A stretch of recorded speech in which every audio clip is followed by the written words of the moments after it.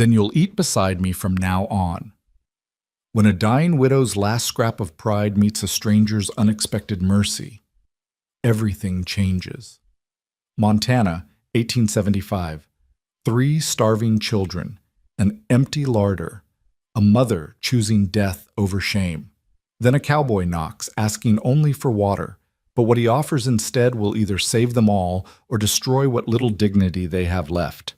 Stay with me until the end and comment which city you're watching from.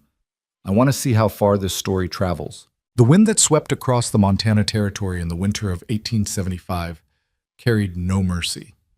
It howled through the cracks in Nora Whitfield's cabin walls like the voice of something ancient and hungry, rattling the windows in their frames and stealing what little warmth the dying fire offered. Outside, the world was a canvas of white and gray, snow-crusted plains stretching endlessly beneath a sky the color of old pewter. Inside, Nora stood before her kitchen shelves and confronted a truth that had been creeping closer for months. They were running out of everything.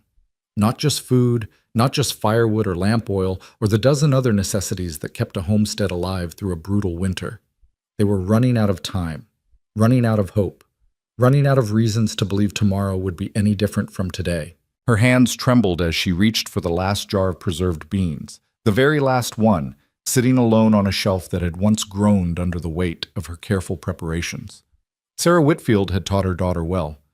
"A prudent woman keeps a year's worth stored," she'd said, back when Nora was young and the future seemed infinite. But Sarah had never been a widow at 28, with 3 children and a ranch drowning in debt. Sarah had never had to choose between buying seed for spring planting or feeding her babies through one more week of winter. The jar felt impossibly light in Nora's hands. She turned it slowly, watching the beans shift inside.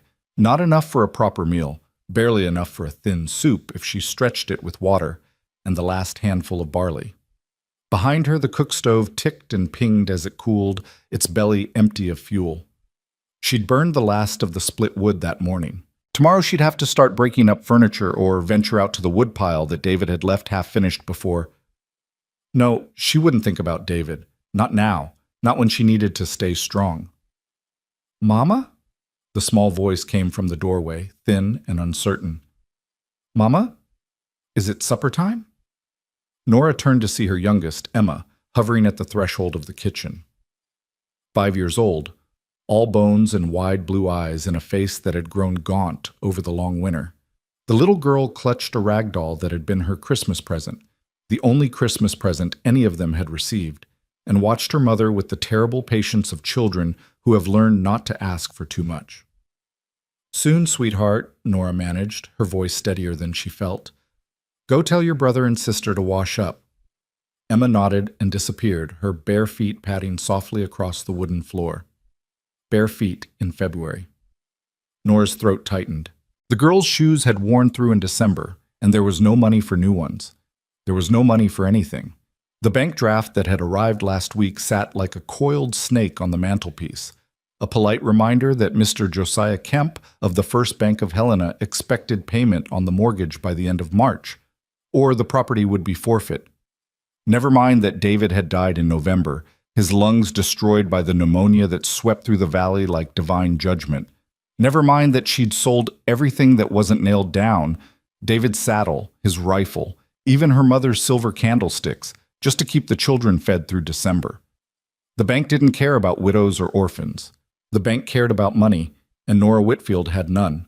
She opened the jar of beans and dumped them into a pot, added water from the bucket by the door. Water she'd hauled from the creek that morning, breaking through a skim of ice to reach it, and set it on the stove to warm, not cook. There wasn't enough heat for that, just warm enough that the children might not notice they were eating cold soup again. The cabin door burst open and her son Thomas stumbled inside, his arms loaded with 3 small logs. At 11, he was trying desperately to be the man of the house, and the weight of that responsibility sat visibly on his thin shoulders. His coat, David's old coat, cut down and still too large, was dusted with snow, and his cheeks were bright red with cold. "Found these behind the barn, Mama," he said, trying to sound triumphant and failing. They both knew those logs were green wood, barely seasoned, and would smoke more than burn. "Thought maybe we could—" That's good, Thomas. Thank you. Nora took the logs from him, feeling how cold his hands were even through her own chapped fingers. Go warm yourself by the fire. I'll get supper ready. It's just beans again, isn't it? Her middle child, 10-year-old Rebecca, appeared in the doorway with Emma in tow. Rebecca had her father's dark hair and serious eyes, and lately she'd started looking at Nora with an expression that was far too knowing for a child. Mama, you haven't eaten all day. I watched. I had some bread at breakfast, Nora lied smoothly. The bread had gone to the children. I'm fine, Becca. Don't fuss. You're lying. Rebecca's voice was flat, matter of fact. You always lie about eating. You think we don't notice, but we do.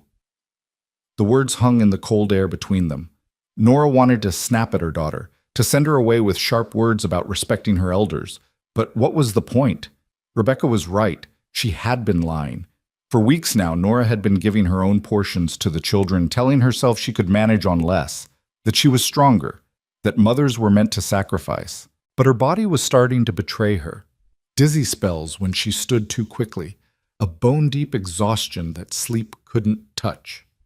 And yesterday, for the first time, she'd noticed her hand shaking when she tried to thread a needle. Everybody gets some tonight, Nora said firmly, stirring the watery beans. Everybody eats. That's final. But even as she said it, she was calculating. If she divided the beans 4 ways, the children would still go to bed hungry. If she divided them 3 ways and claimed she wasn't hungry again, Thomas fed the green logs into the stove, and acrid smoke began to curl out around the edges of the door. The boy coughed, but said nothing, his jaw set in a way that reminded Nora painfully of David. Rebecca gathered Emma onto her lap in the rocking chair and began to hum something low and tuneless, a lullaby without words. The sound of it made Nora want to weep. This was what it had come to. This was what they'd been reduced to, ghosts in their own home, going through the motions of living while slowly starving to death in a land that had promised them everything and delivered nothing but hardship. David had been so sure when they came here 5 years ago, so full of dreams about the ranch they'd build, the life they'd make. Montana Territory is the future, he'd said, his eyes bright with conviction. We'll have cattle and horses, Nora. We'll have land as far as the eye can see. Our children will inherit something real. But the reality had been harder than the dream. The winters were brutal, the summers scorching. Disease took their livestock, drought killed their crops, and the debt mounted steadily until it became a weight that even David's stubborn optimism couldn't bear. And then he died, and Nora was left alone with 3 children and a failing ranch and a question she couldn't answer. What came next? She ladled the thin soup into 4 bowls, 4 equal portions, because she couldn't bear Rebecca's knowing eyes, and called the children to the table. They ate in silence, the only sounds the scrape of spoons against tin bowls and the wind howling outside. Nora forced herself to swallow every spoonful, though her stomach had long since forgotten how to feel hunger properly. Now there was only a hollow ache, a constant presence she'd learned to ignore. When the bowls were empty, Thomas carefully stacked them to wash later, when there was enough fire to heat water, and the children retreated to the corner where they slept together now, conserving warmth. Rebecca and Emma curled up under the quilts that Nora's mother had made, while Thomas lay down nearby, still wearing his coat. Within minutes, exhaustion claimed them all, and their breathing settled into the deep rhythm of sleep. Nora sat alone at the table, her head in her hands, and finally let the tears come. Silent tears that she couldn't afford, tears that changed nothing and solved nothing, but that she couldn't hold back anymore. She cried for David, for the dreams they'd buried with him. She cried for her children, who deserved so much more than this slow starvation. And she cried for herself, for the woman she'd been before Montana, young and hopeful and certain that love and hard work could overcome anything. How foolish she'd been. The knock, when it came, was so unexpected that Nora nearly screamed. Her head jerked up, eyes wide in the dimness. It was past dark. No one traveled this late, not in winter, not in weather like this. For a wild moment, she thought perhaps it was Silas Crow, the wealthy rancher who'd been circling her property like a vulture for months, making increasingly insulting offers to buy her out. Or maybe it was Mr. Kemp from the bank, come personally to deliver more bad news. The knock came again, firmer this time. Patient but insistent. Nora stood on shaking legs and moved to the door, her heart hammering. Through the small window, she could see the shadow of a man, broad-shouldered, hat pulled low. She hesitated, her hand on the latch, remembering all of David's warnings about strangers and drifters and the kind of men who wandered the territory looking for easy prey. A woman alone with 3 children was about as easy as prey got. But standing here afraid wouldn't change anything. Nora lifted the latch and opened the door a crack, keeping her weight braced against it in case she needed to slam it shut quickly. The man on her doorstep was a cowboy. That much was immediately clear. Dust-covered despite the snow, wearing canvas pants tucked into worn boots, a leather coat that had seen better years, and a broad-brimmed hat that shadowed his face. When he looked up at the sound of the door opening, Nora saw he was younger than she'd expected, maybe 30, maybe less, with several days of beard on his jaw and the kind of weathered face that spoke of years spent outdoors. His eyes were gray or maybe blue. It was hard to tell in the poor light, and they regarded her with something that wasn't quite apologetic, but wasn't threatening either. "Evening, ma'am." His voice was rough, like he hadn't used it in a while. "Sorry to trouble you this late. I saw your light from the road and thought maybe I could trouble you for some water, for my horse and myself." "I'll pay for it." Nora glanced past him and saw a rangy buckskin gelding tied to her fence post, its head hanging low with exhaustion. The horse looked as worn as its rider, ribby, tired, covered in the pale dust of long miles. Her first instinct was to refuse, to send this stranger back into the night where he belonged. But something stopped her. Maybe it was the way he'd asked, polite, direct, without presumption. Maybe it was the fact that he'd offered to pay for water, as if he understood poverty intimately enough to know that nothing was free. Or maybe it was simply that his exhaustion was so visible, so complete, that it called to something in her own bone-deep weariness. "Water's free," she heard herself say. "Wait here." She closed the door, not all the way, but enough to make it clear she wasn't inviting him inside, and went to fill a tin cup from the bucket. Her hands were shaking again. What was she doing? She didn't know this man. He could be anyone, a thief, a murderer, a man who'd see her vulnerability and exploit it. But when she returned to the door and handed him the cup, he took it with a nod of thanks and drank deeply, his Adam's apple bobbing in his throat. Then he poured the rest into his hat and offered it to his horse, who drank gratefully. "Much obliged, ma'am." He handed the empty cup back to her. "That's kind of you." He should have left then. That was the natural end to the transaction. Water given, thanks expressed, stranger back on his way. But instead, he stood there for a moment, his eyes moving past Nora to take in what little he could see of the cabin interior. She saw his gaze catch on the children sleeping in the corner, on the empty pot on the stove, on the barren shelves visible through the kitchen doorway. His expression didn't change exactly, but something in his face shifted, a subtle tightening around his eyes, a press of his lips. "You alone out here, ma'am?" The question was quiet, careful. "Just you and the children?" Nora's spine stiffened. "My husband's just out checking the stock," she lied, the words automatic. Never admit weakness. Never admit vulnerability. "He'll be back shortly." The cowboy nodded slowly, but his eyes said he didn't believe her. There was no judgment in his face, though, just a kind of weary recognition, as if he'd seen this scene before and knew exactly what it meant. He glanced back at his horse, then at Nora again, and she saw him make some kind of decision. "Ma'am, I've got supplies in my saddlebags, more than I need for myself." He said it casually, like he was commenting on the weather. "Bacon, coffee, some flour and beans. I'd be grateful if you'd take some off my hands. Horse is carrying too heavy, and I've got another 2 days to Fort Benton.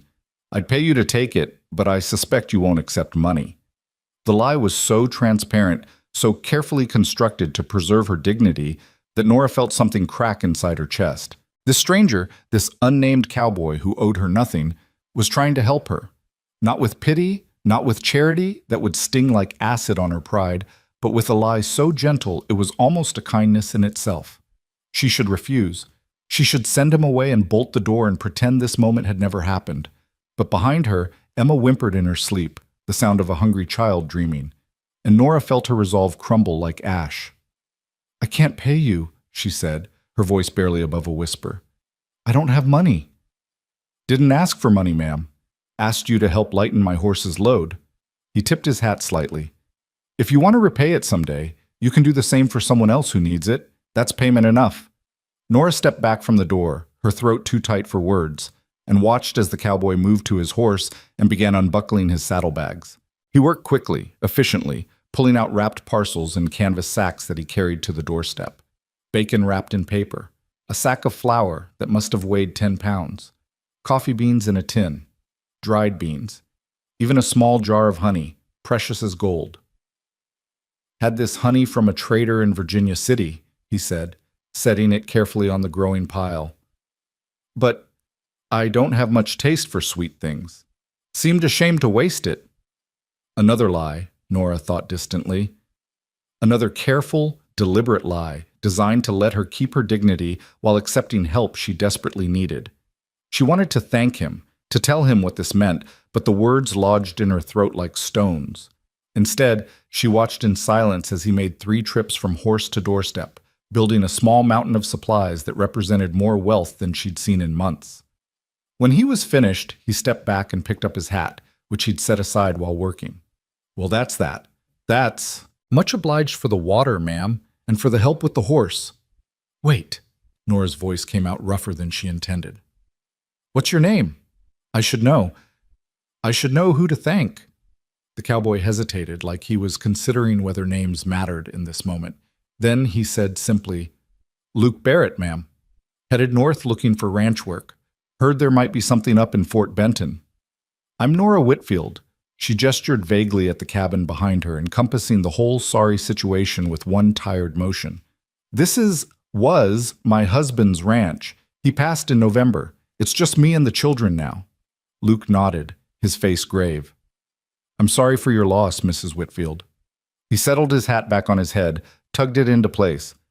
You take care of yourself and those young ones. Winter's hard, but spring always comes. He was turning to leave, one boot already in the stirrup, when Nora heard herself say, Wait, please. Luke paused, looking back at her over his shoulder. Have you eaten tonight? The question tumbled out before she could stop it. I mean, it's not much, but if you wanted to warm yourself before you ride on, you'd be welcome to some stew. I was just about to make some with... She gestured helplessly at the supplies he'd just given her. With what you brought. It was insane, she knew. She should be hustling this man off her property, not inviting him to linger. But something in her rebelled against letting him disappear into the night. This stranger who'd shown her more kindness in 5 minutes than she'd received in 5 months. And perhaps, too, there was the selfish hunger for adult company, for a conversation that wasn't about rationing or debt, or where the next meal was coming from. Luke studied her for a long moment, and Nora saw the calculation in his eyes. He knew what she was doing, repaying his kindness with the only thing she had to offer, a hot meal and a warm fire. He also knew, she suspected, that accepting the invitation meant something, created an obligation, or perhaps just a connection that might complicate the clean simplicity of his good deed. But then he smiled, just a little, and swung back down from his horse. That's mighty kind of you, Mrs. Whitfield. I'd be grateful for a hot meal before I ride on. It's been a long day, and I confess I'm tired to my bones. Nora nodded, something loosening in her chest, and stepped back to let him in. You can tie your horse to the rail there. There's hay in the barn. Not much, but you're welcome to it. Come inside when you're ready. She closed the door and stood for a moment in the dim cabin, staring at the pile of supplies that had appeared like manna from heaven. Then, moving almost mechanically, she began to work. She stoked the fire with one of Thomas's logs, added more precious fuel from the wood box. There would be enough now, thanks to Luke Barrett. There would be enough. And watched as real flames began to lick up through the grate. She opened the flour and the beans, unwrapped the bacon, and began to assemble a real meal, a proper meal, the kind she hadn't cooked in so long she'd almost forgotten how. The scent of frying bacon brought Thomas awake first. His head popped up from the quilts, eyes wide and confused, nostrils flaring. "Mama?" he said uncertainly, like he thought he might be dreaming. "Is that—" "It's bacon, Thomas." Nora stirred the pot, watching fat melt and sizzle. "We're having a proper supper tonight, but how—" Rebecca was sitting up now, too, Emma stirring in her lap. "Mama, where did you get food?" Before Nora could answer, there was a soft knock at the door. Luke Barrett, respectful enough to announce himself, even though she'd invited him in. Nora wiped her hands on her apron and opened the door to find him standing there, hat in hand, his face and hands freshly washed. Up close, in the firelight, she could see he was younger than she'd initially thought, closer to her own age, with fine lines around his eyes that spoke more of squinting into sun and wind than age. "Come in, Mr. Barrett," Nora said, stepping aside. "Children, this is Mr. Luke Barrett. He's a traveler heading north, and he's been kind enough to share his supplies with us. In return, we're sharing our table." 3 pairs of eyes fixed on Luke with expressions ranging from curiosity to suspicion. Thomas stood up, drawing himself to his full height, barely came to Luke's chest, and stuck out his hand with determined formality. "Thomas Whitfield, sir. Pleased to meet you." Luke shook the boy's hand gravely, matching his seriousness. "Pleasure's mine, Thomas. Fine grip you've got there." Rebecca and Emma were more hesitant, but Luke didn't push. He simply nodded to them with the same courtesy he'd shown Nora, then moved to the far side of the room, near the fire, but not so close as to intrude on the children's space. He settled onto a bench there, long legs stretched out, and watched as Nora finished preparing the meal. It was strange, having a man in the house again. Not uncomfortable exactly, but strange. The cabin felt different with Luke Barrett's presence. Smaller somehow, but also warmer, more alive.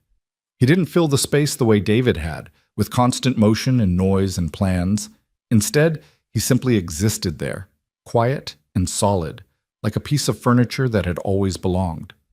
When the stew was ready, rich with bacon fat and thick with beans, more luxurious than anything they'd eaten in months, Nora ladled it into bowls and handed them around. Luke accepted his with a quiet thank you and waited until everyone else was served before taking a bite. The children needed no such prompting. They fell on their food with desperate hunger barely restrained by manners, shoveling in spoonful after spoonful like they were afraid it might disappear.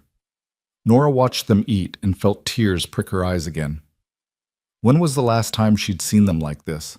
Not picking listlessly at inadequate portions, but actually eating, actually satisfied. Emma's eyes were half closed in bliss. Rebecca was smiling despite herself, and even serious Thomas looked young again, his face relaxing as his belly filled. "Good stew, Mrs. Whitfield," Luke said quietly. "You've got a talent with a cookpot." "It's just beans and bacon," Nora replied, but she felt absurdly pleased by the compliment anyway.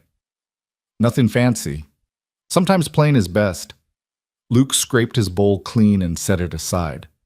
"My mother used to say that hunger was the best seasoning, but I think you'd make a fine meal regardless." Conversation came easier after that, flowing in the way it does when stomachs are full and the fire is warm. Luke told them about his travels, carefully edited stories, Nora suspected, leaving out the hardship and danger in favor of humor and interesting details. He spoke of seeing buffalo herds that stretched to the horizon, of riding through mountain passes where the snow was 10 feet deep, of towns springing up overnight wherever gold or silver was rumored. The children listened with rapt attention, even Emma staying awake far past her usual bedtime. In return, Nora found herself talking about the ranch, about David's dreams for it, about the struggles they'd faced. She found herself being more honest than she'd intended, the words spilling out like water from a cracked dam. Maybe it was the food or the warmth or simply the fact that Luke Barrett was a stranger who'd be gone by morning. Sometimes it was easier to tell truths to people who wouldn't be around to see you live with the consequences. "So you see," she finished, gesturing around the shabby cabin, "this is what's left. A dying ranch, 3 children, and a banknote coming due in 6 weeks that I have no way to pay." Luke was quiet for a long moment, his face thoughtful in the firelight. Then he said carefully, "You thought about taking on help? Ranch hand, I mean. Someone to get things running again before spring planting." Nora laughed, a bitter sound. "With what money, Mr. Barrett? I can barely feed my children, let alone pay wages to a hired man. What if wages weren't the point?" Luke leaned forward, elbows on his knees, his expression serious now. "What if it was a partnership? I help you get the ranch running again, fix fences, tend what cattle you've got left, get crops planted, and in return I've got a place to stay and food to eat. When the ranch starts turning profit again, we split it fair. Until then, we just help each other survive." The offer hung in the air between them, so unexpected that Nora couldn't quite process it at first. "You're joking," she finally managed. "You don't even know me. Why would you—" "Because I know what it's like to be alone and desperate," Luke said simply. "And because I'm tired of drifting, Mrs. Whitfield. I've been writing for 3 years now, and I'm bone weary of it. I'd like a place to stop, at least for a season. You need help. I need a purpose. Seems like we could help each other." "I don't need charity," Nora said sharply, her pride rising like a shield. "I'm not offering charity. I'm offering a partnership." Luke's voice remained calm, reasonable. "You've got land and a house. I've got a strong back and knowledge of ranching. Together, we might just make it through to spring. Apart—" He shrugged. "Apart, we're both probably finished." Nora wanted to refuse, wanted to throw his offer back in his face and tell him she could manage on her own, that she didn't need some drifter cowboy to save her. But Rebecca was watching her with those two knowing eyes, and Thomas's expression was hopeful in a way she hadn't seen in months, and little Emma was already half asleep in her sister's lap, her belly full for the first time in weeks. "1 month," Nora heard herself say. "We try it for 1 month. If it's not working, you ride on. No hard feelings." Luke stood and extended his hand. "1 month. Fair deal, Mrs. Whitfield." Nora stood too and shook his hand, feeling the calluses on his palm, the strength in his grip. "Fair deal, Mr. Barrett." And with that handshake, everything changed. Neither of them knew it yet, how this decision would reshape their lives, how this stranger's arrival would become the hinge on which their futures turned. They only knew that winter was hard, that survival required compromise, and that sometimes the answer to prayer came in unexpected forms. Outside, the Montana wind still howled, but inside the cabin, for the first time in months, there was warmth and food, and something that might have been hope beginning to kindle in the darkness. Luke Barrett was gone before dawn, slipping out into the gray pre-morning light so quietly that Nora didn't hear him leave. She woke to find him already outside, his silhouette dark against the snow as he moved along the fence line with a practiced eye, assessing the damage that winter and neglect had done. From the window, she watched him crouch beside a broken post, running his hands over the splintered wood, then stand and continue his inspection. He moved with the economy of someone who'd spent his life working, no wasted motion, every gesture purposeful. She should have felt relief. He'd kept his word, hadn't tried to take advantage, hadn't done anything but what he'd promised. Instead, she felt a flutter of something uncomfortably close to panic. This stranger was now entangled in her life, in her children's lives, and she knew almost nothing about him except that he was kind, and he was tired, and he was willing to hitch his fate to a dying ranch for reasons she didn't fully understand. "Mama?" Thomas appeared at her elbow, already dressed, his hair sticking up at odd angles. "Is Mr. Barrett still here? I thought maybe I dreamed him." "He's real," Nora said softly, nodding toward the window. "He's checking the fences." Thomas pressed his face to the glass, breath fogging it. "Can I help him?" "You'll have to ask him yourself, but get some breakfast first. There's real oatmeal this morning with a spoonful of that honey." She tried to keep her voice casual, but the words felt strange in her mouth. Real oatmeal, a spoonful of honey, simple things that had become luxuries, now suddenly available again because a stranger had decided to tie his fortune to theirs. The morning unfolded in a way that felt both familiar and entirely foreign. Rebecca cooked the oatmeal under Nora's direction, learning to stir it constantly so it wouldn't scorch, while Emma set the table with a gravity that suggested she understood this meal was important. When Luke came in, stamping snow from his boots, the 4 of them were already seated, waiting. "Didn't mean to keep you," he said, hanging his hat on the peg by the door. "Lost track of time out there." "You're fine, Mr. Barrett," Nora said, ladling oatmeal into a 5th bowl she'd set out. "We're just grateful for the company." It was a small lie. She wasn't sure yet what she felt about his company, but it seemed like the polite thing to say. Luke took a seat at the far end of the table, the place David used to occupy, and Nora felt a pang of something that might have been guilt or grief or simply strangeness at seeing someone else in that chair. They ate in silence for a while, the only sounds the scrape of spoons and the snap of the fire. Then Luke cleared his throat. "Mrs. Whitfield, I walked your fence line this morning. You've got about 30 posts that need replacing, and twice that many need to be reinforced. Rails are in poor shape too, won't hold cattle worth a damn come spring. Thomas's eyes widened at the casual profanity, but Luke didn't seem to notice. I don't have money for materials, Nora said quietly. David used what we had last summer, and I sold the rest after he died. Don't need to buy anything, Luke said, spreading honey on a piece of bread. You've got timber on the back 40, near the creek. Good straight pines. I can fell what we need, cure it fast over fire, have it ready in a couple weeks. It's not ideal. Greenwood's not as strong, but it'll hold until we can afford better. That's a lot of work, Nora said carefully. For one man. I'll help, Thomas interjected, his voice cracking with eagerness. I'm strong, Mr. Barrett. I can help you fell trees and split rails. Luke regarded the boy with a serious expression. I'm sure you can, Thomas, but felling trees is dangerous work. Tell you what, you can help me with the splitting and the hauling, and I'll teach you how to set posts proper. That's skilled work, and it's something every rancher needs to know. Thomas beamed, sitting up straighter in his chair, and Nora felt her throat tighten. It was such a small thing, this stranger taking her son seriously, treating him like someone capable rather than a burden, but it mattered more than Luke could possibly know. What about the cattle? Rebecca asked suddenly. Papa said we needed at least 50 head to make the ranch work, but we only have 12 left. Most of them died in the cold snap, and Mr. Crow bought the rest from Mama for, she glanced at Nora, for not very much money. Luke's expression darkened slightly at the name Crow, but his voice remained level. 12's not nothing. That's breeding stock if we're smart about it. Come spring, we can try to buy a bull on credit, get those cows bred. By next winter, you'll have calves to sell. It's not fast money, but it's honest money. And if the bank takes the ranch before then? Nora asked, unable to keep the bitterness from her voice. If Mr. Kemp forecloses in 6 weeks like he's threatening? Luke set down his spoon and looked directly at her. Then we make sure he doesn't have reason to. How much do you owe? $240, Nora said flatly.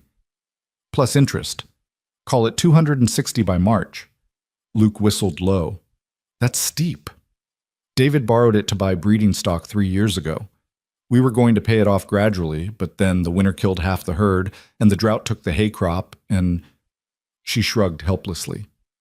You know how it goes. One thing after another until you're drowning. What if we had something to sell? Luke said thoughtfully. Not cattle. Those we keep for breeding. But something else. You've got timber, like I said. Good straight pine. There's always demand for lumber in Helena, especially with the mines expanding. If we could get a load down there... How? Nora asked. I don't have a wagon anymore. I sold it. I saw one in your barn. Old, but serviceable.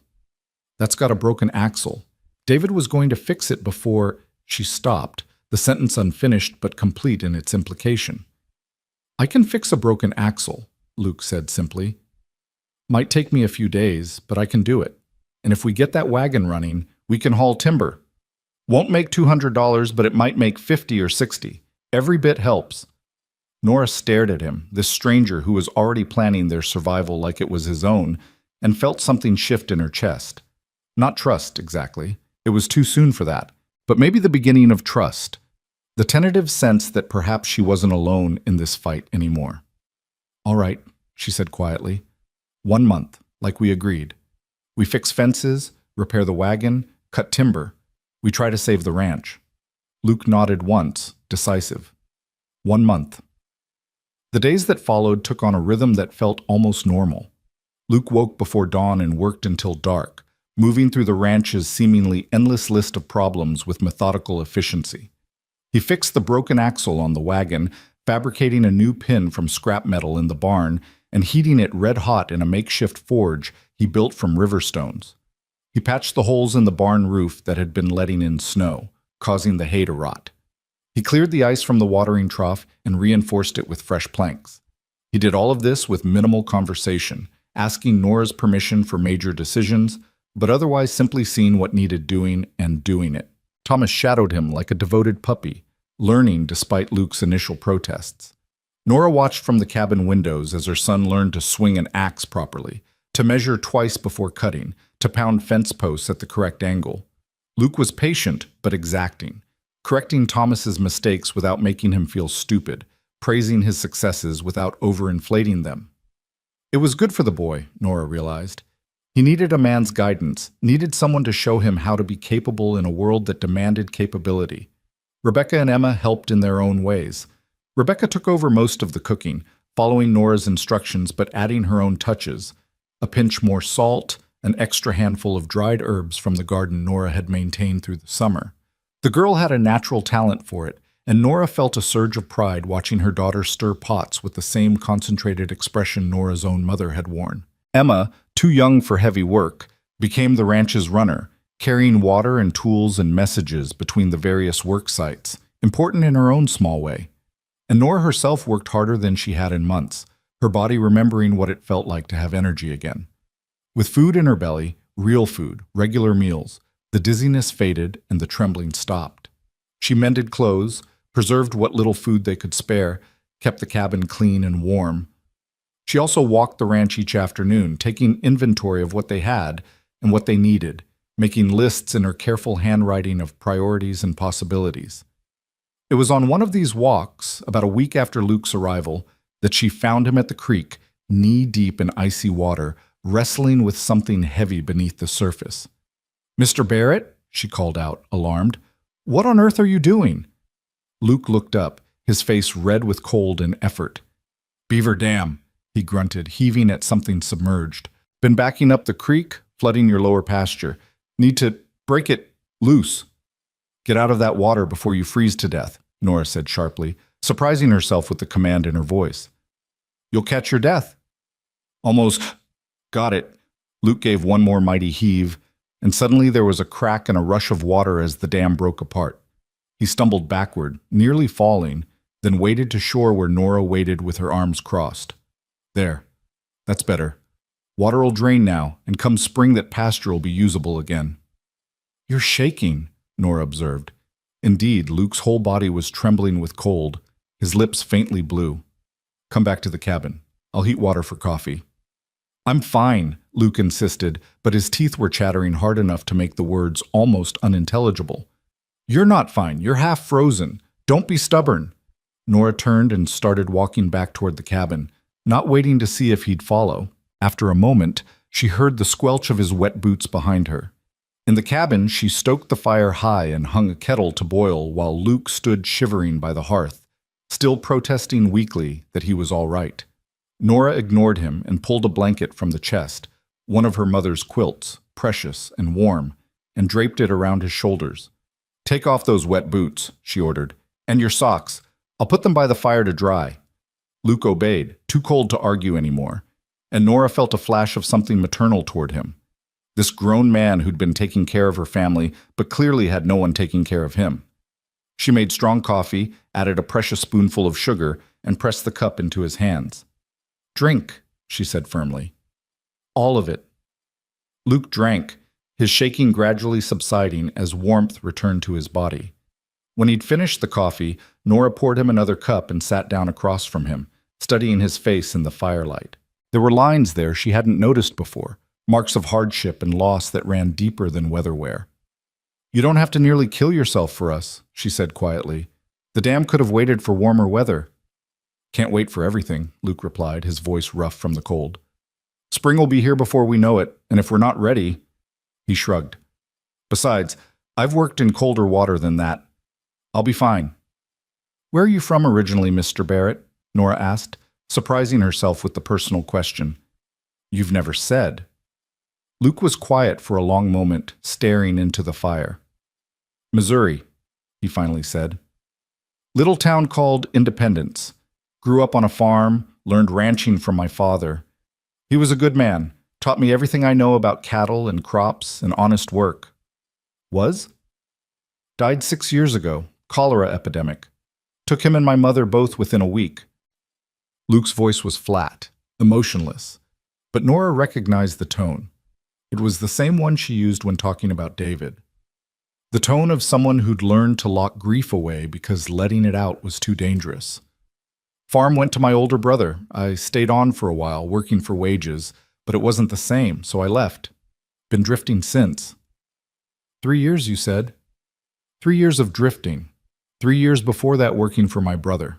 Luke turned the empty cup in his hands. Sometimes I wonder if I should have stayed, tried to make it work. But James had his own family, his own ideas about how things should be done. There wasn't room for me there anymore. Nora nodded slowly, understanding dawning. So you've been alone all this time? Alone's not so bad, Luke said, but there was something in his voice that suggested he didn't quite believe it. You go where you want, work when you want, answer to nobody. There's a freedom in that. Freedom and loneliness aren't mutually exclusive, Nora said softly. You can have both. Luke looked at her then, really looked at her, and something passed between them, a recognition of shared pain, shared solitude. They were both people who'd been abandoned by circumstances, left to navigate an unforgiving world alone. The difference was that Nora had her children to anchor her, while Luke had nothing but the road and whatever temporary place he could find along it. Why did you really stop here? Nora asked. The truth this time, not the story about your horse needing water. Luke smiled faintly. I saw your light, he said, saw it from about 2 miles away, and something made me turn off the road toward it. I told myself I just needed water, needed information about the road north. But the truth is, he paused, searching for words. The truth is I was tired, Mrs. Whitfield.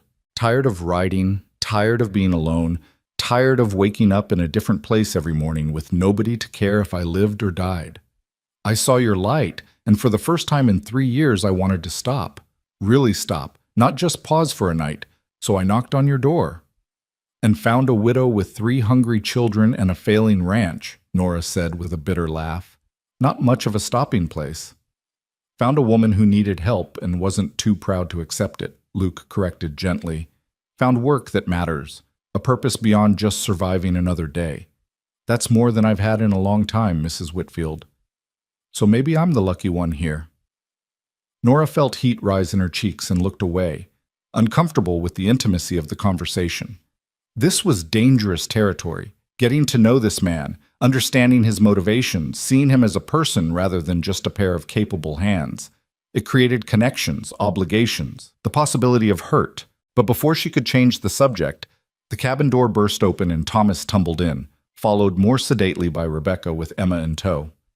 Mama, I split 20 rails today, Thomas announced proudly. Mr. Barrett said they were good enough for the fence and everything. That's wonderful, Thomas, Nora said, grateful for the interruption. Why don't you wash up for supper? Rebecca, did you check the beans like I asked? The moment of intimacy shattered, replaced by the familiar bustle of family life. Luke retreated to his corner, boots now dry and replaced on his feet, while the children chattered about their day's adventures. But throughout the evening, Nora found herself acutely aware of his presence. The way he listened to Thomas's excited rambling with genuine interest. The way he praised Rebecca's cooking without condescension. The way he let Emma climb onto his lap to show him her doll without complaint. He fit, she realized with some alarm. This stranger who'd been here barely a week fit into their lives like he'd always belonged, filling a gap she hadn't even fully acknowledged existed. And that was dangerous, because in 3 more weeks their agreement would be up, and Luke Barrett would ride away to Fort Benton or wherever the road took him next, leaving them alone again. Unless. The thought came unbidden and Nora pushed it away firmly. She couldn't afford to think that way, couldn't afford to hope that this arrangement might become permanent. Luke had been clear, he was tired of drifting, but that didn't mean he wanted to settle. Didn't mean he wanted the responsibility of someone else's family, someone else's problems. He was helping them because he was a decent man, and when the month was up, he'd leave because that was what drifters did. They left. Still, as the days passed and January surrendered to February, Nora found it increasingly difficult to imagine the ranch without Luke Barrett in it. He was everywhere, fixing, building, improving. The fence line slowly took shape, new posts replacing rotten ones, rails straight and strong. The wagon, once broken and useless, now sat ready in the barn, waiting for its load of timber. Even the cattle seemed healthier, benefiting from Luke's attention to their shelter and feed. But it was the small things that affected Nora most. The way Luke made sure there was always firewood stacked by the door so she wouldn't have to carry it in the cold. The way he'd repaired the rocking chair that had lost a rung, Not because she'd asked, but because he'd noticed she avoided sitting in it. The way he taught Thomas not just to work, but to think about work, to problem solve and adapt. The way he looked at her sometimes when he thought she wasn't watching, with something that might have been longing or might have been just the basic human need for connection. She couldn't quite read his eyes, and she was afraid to try. It was the second week of February when Silas Crow came calling. Nora saw his fancy buggy coming up the drive and felt her stomach clench with dread. Crow was the wealthiest rancher in the territory, a man who'd made his fortune buying up struggling homesteads for pennies on the dollar and building them into his sprawling empire. He'd been circling her property since before David died, making increasingly insulting offers, and she knew he was just waiting for the bank to foreclose so he could swoop in and claim it all. "Mr. Crow," she said coldly as he climbed down from his buggy, his expensive coat and polished boots a stark contrast to her worn dress and mud-caked hem. "What brings you out here?" Crow smiled, showing too many teeth. He was a handsome man in his 50s, well-fed and prosperous, with silver at his temples and the confidence of someone who'd never known real hardship. "Mrs. Whitfield, I was passing by and thought I'd stop in, see how you were managing through this difficult winter." "I'm managing fine," Nora said, crossing her arms. She didn't invite him inside. "I can see that," Crow said, his eyes roaming over the property, taking in the new fence posts, the repaired barn roof, the general air of improvement. "You've been busy. Or should I say, someone's been busy on your behalf." He'd noticed Luke then. Nora followed his gaze and saw Luke standing by the barn, an axe in one hand, watching them with an expression that was carefully neutral. "I've hired help," Nora said shortly, "for the ranch work." "Hired help?" Crow's smile widened. "With what money, I wonder?" "Last I heard you were selling your last possessions just to keep food on the table, but perhaps you found another form of payment for your hired hand." The insinuation was clear and deliberate, designed to wound and humiliate.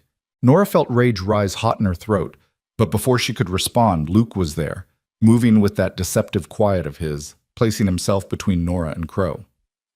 "You got something to say, mister. You say it plain," Luke said, his voice calm but carrying an edge of steel.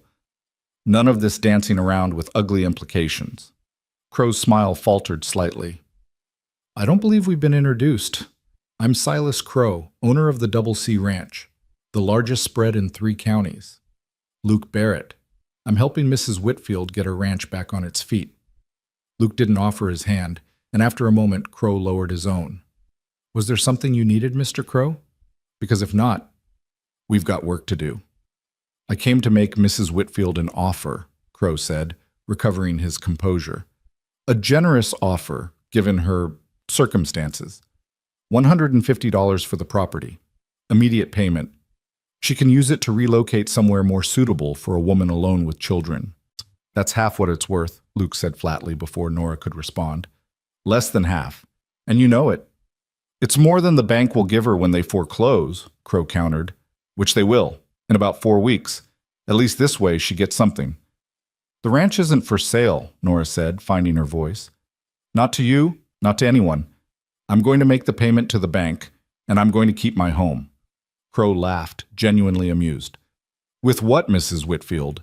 You can fix all the fences you want, but it won't change the fact that you owe the bank $260 you don't have. Be reasonable. Take my offer. It's more than generous under the circumstances." "I said no." "You're being foolish," Crow said, his amusement fading. "Stubborn and foolish. But suit yourself. When the bank takes it, I'll buy it from them for even less, and you'll end up with nothing. At least think of your children."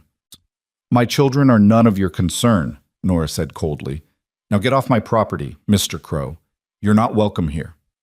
For a moment, Crow's mask of civility slipped, and Nora saw the calculation underneath, the predatory patience of a man who'd built his fortune on other people's misery. Then the smile returned, tight and cold. "Very well, Mrs. Whitfield. I hope your pride keeps you warm when you're homeless." He climbed back into his buggy and snapped the reins, sending his horse trotting back down the drive. Nora watched him go, her body trembling with rage and humiliation and fear. Luke stood beside her, solid and steady, not saying anything but simply present. When Crow's buggy disappeared from view, Nora finally let herself breathe. "He'll get the ranch anyway," she said flatly. "When the bank forecloses. He's right about that." "Maybe," Luke said, "but maybe not. We've still got 4 weeks." 4 weeks isn't enough time to earn $260, Mr. Barrett. Be realistic. I am being realistic, Luke replied. We've got timber to sell, remember? And I've been thinking, your cattle, the 12 you have left. They're all cows, aren't they? No bull? David sold the bull last year when we needed money. Why? Because I know a man in Helena who raises breeding bulls. Good stock, proven bloodlines. He might be willing to loan us one for the season if we promise him pick of the calves in return. That won't help with the bank payment, Nora pointed out. No, but it'll help with next year's income. And if we can show the bank we've got a solid plan for making money, timber sales, spring calves, improved property, they might be willing to extend the note. Banks don't want to foreclose, Mrs. Whitfield. Foreclosure costs them money. They'd rather have a paying customer than a property they have to sell at auction. Nora looked at him, this man who refused to give up even when the odds were stacked impossibly high. You really think we can do this? Really think we can save the ranch? Luke was quiet for a moment, and Nora appreciated that he didn't give her false hope, didn't make promises he couldn't keep. I think we can try, he finally said. I think we can work as hard as we know how and see what happens. That's all anyone can do, Mrs. Whitfield. Try, and then see. It wasn't much of a comfort, but it was honest, and Nora found herself nodding.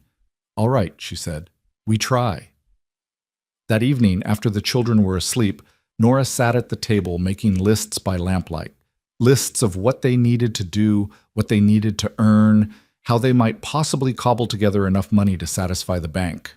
Luke sat across from her, whittling something from a piece of scrap pine, the knife moving in his hands with easy confidence. You never did tell me what made you agree to this, Nora said suddenly, not looking up from her lists. 1 month, working for no wages on a failing ranch. Most men would have kept writing. Luke was quiet for so long that Nora thought he might not answer. Then he said, You fed me. Nora looked up, confused. What?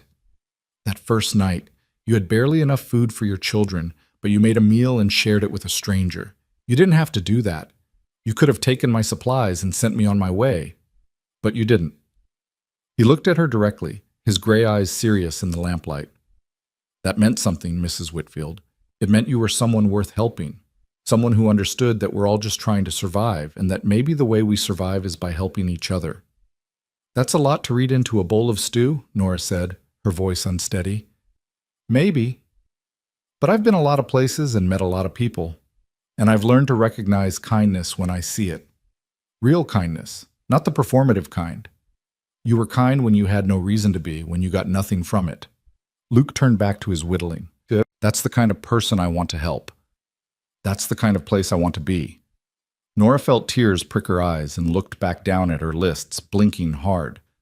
Well, she managed after a moment, I'm glad you stopped. So am I, Mrs. Whitfield, Luke said softly. So am I. Outside, the February wind howled, but inside the cabin, the fire burned steady and warm. And for the first time since David's death, Nora let herself believe, just a little, that maybe they would survive this after all. The timber cutting began in earnest the following week, when the worst of February's bite had gentled into something almost bearable.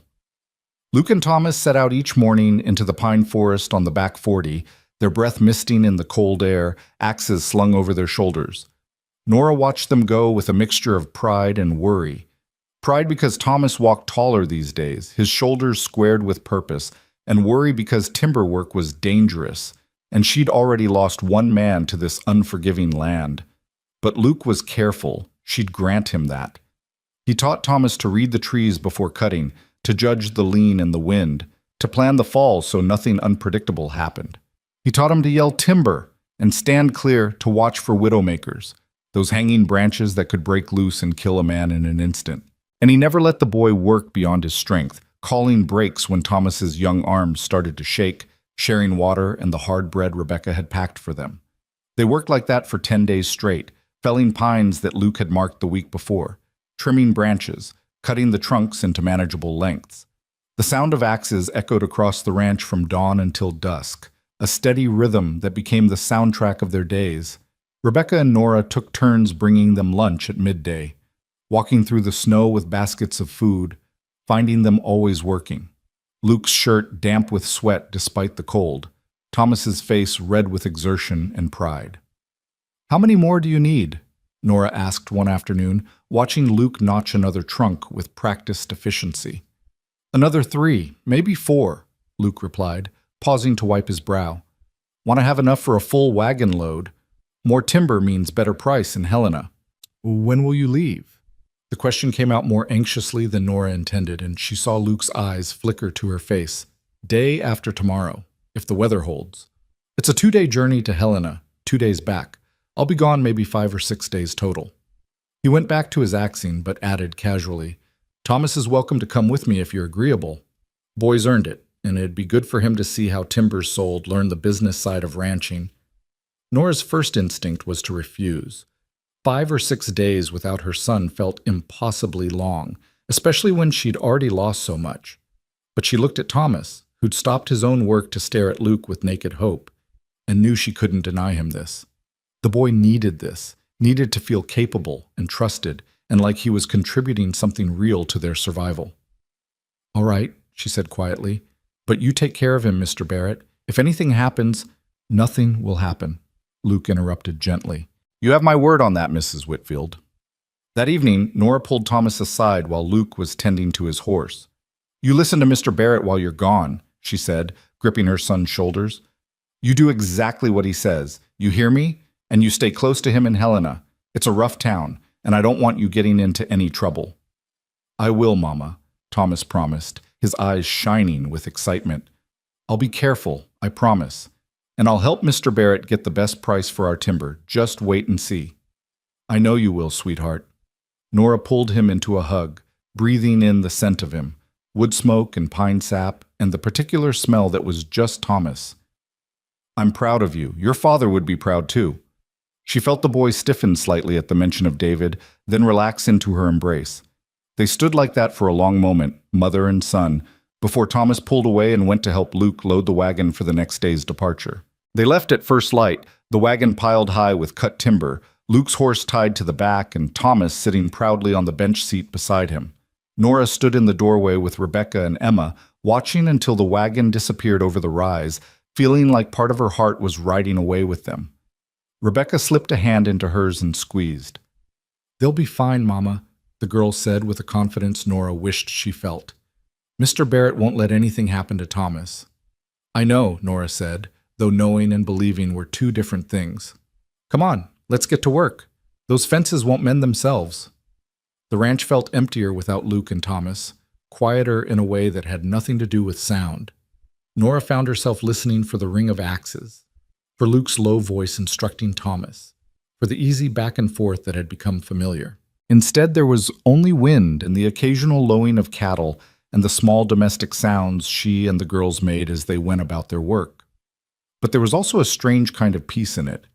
For the first time in weeks, Nora had time to think, to process everything that had changed since Luke Barrett knocked on her door that frozen February night. She thought about how quickly she'd come to depend on him, how seamlessly he'd woven himself into their lives.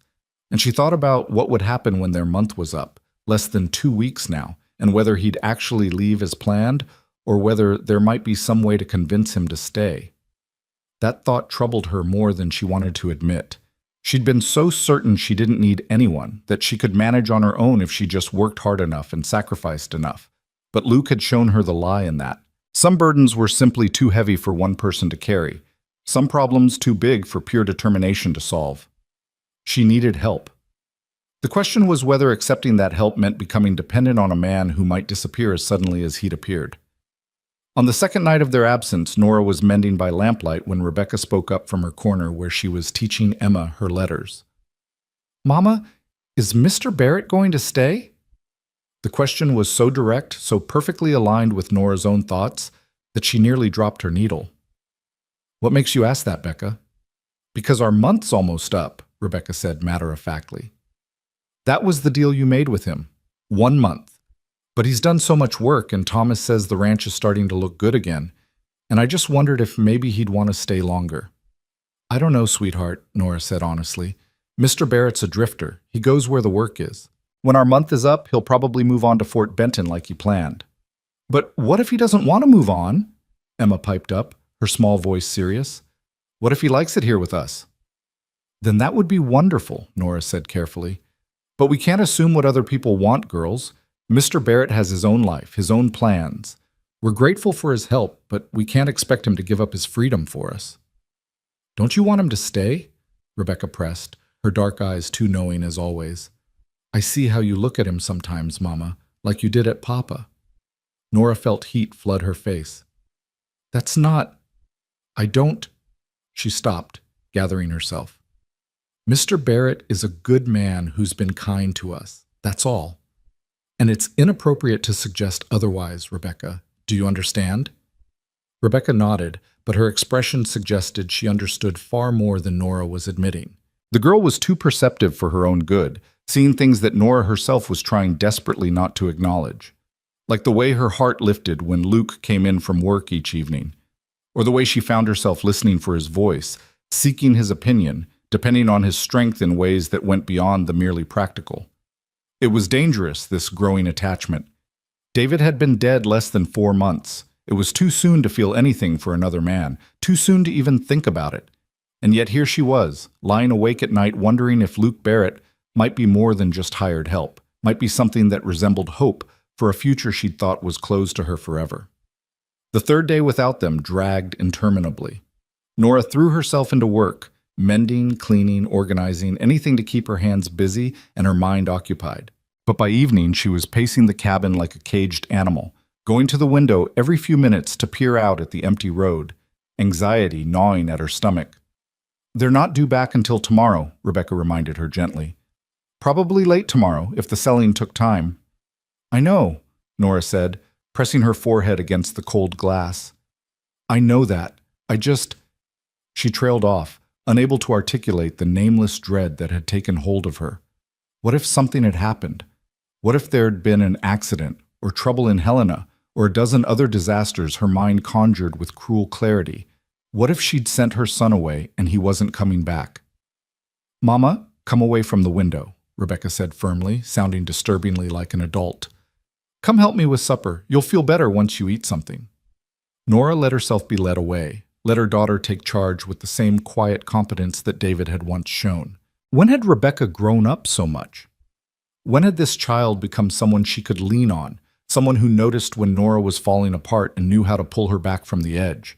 They ate in near silence, then went to bed early, all three of them crowded together in the main bed for warmth and comfort. Emma fell asleep immediately, her small body curled against Nora's side. Rebecca took longer, but eventually her breathing deepened and steadied. Only Nora lay awake, staring at the ceiling, listening to the wind and praying wordlessly for Thomas's safety, for Luke's safe return, for morning to come quickly. She must have dozed eventually because she woke to the sound of wagon wheels on frozen ground and the jingle of harness. Gray dawn light filtered through the windows, and Nora was out of bed and at the door before she'd fully registered what she was hearing. She threw it open to see the wagon rolling up to the house, Luke on the bench and Thomas beside him, both of them grinning like they'd conquered the world. Mama! Thomas called out, jumping down before the wagon had fully stopped. Mama, we did it! We sold all the timber, and you won't believe how much we got for it. Nora grabbed her son and held him tight, not caring that he was too old for such displays, not caring that Luke was watching from the wagon seat with an expression she couldn't quite read. Thomas was home. Thomas was safe. Nothing else mattered. Let me breathe, Mama, Thomas protested, but he was laughing, hugging her back just as fiercely. I'm fine, I promise. The trip was amazing. Helena's so big, Mama, you wouldn't believe it. Buildings 3 stories tall and so many people, and the lumberyard.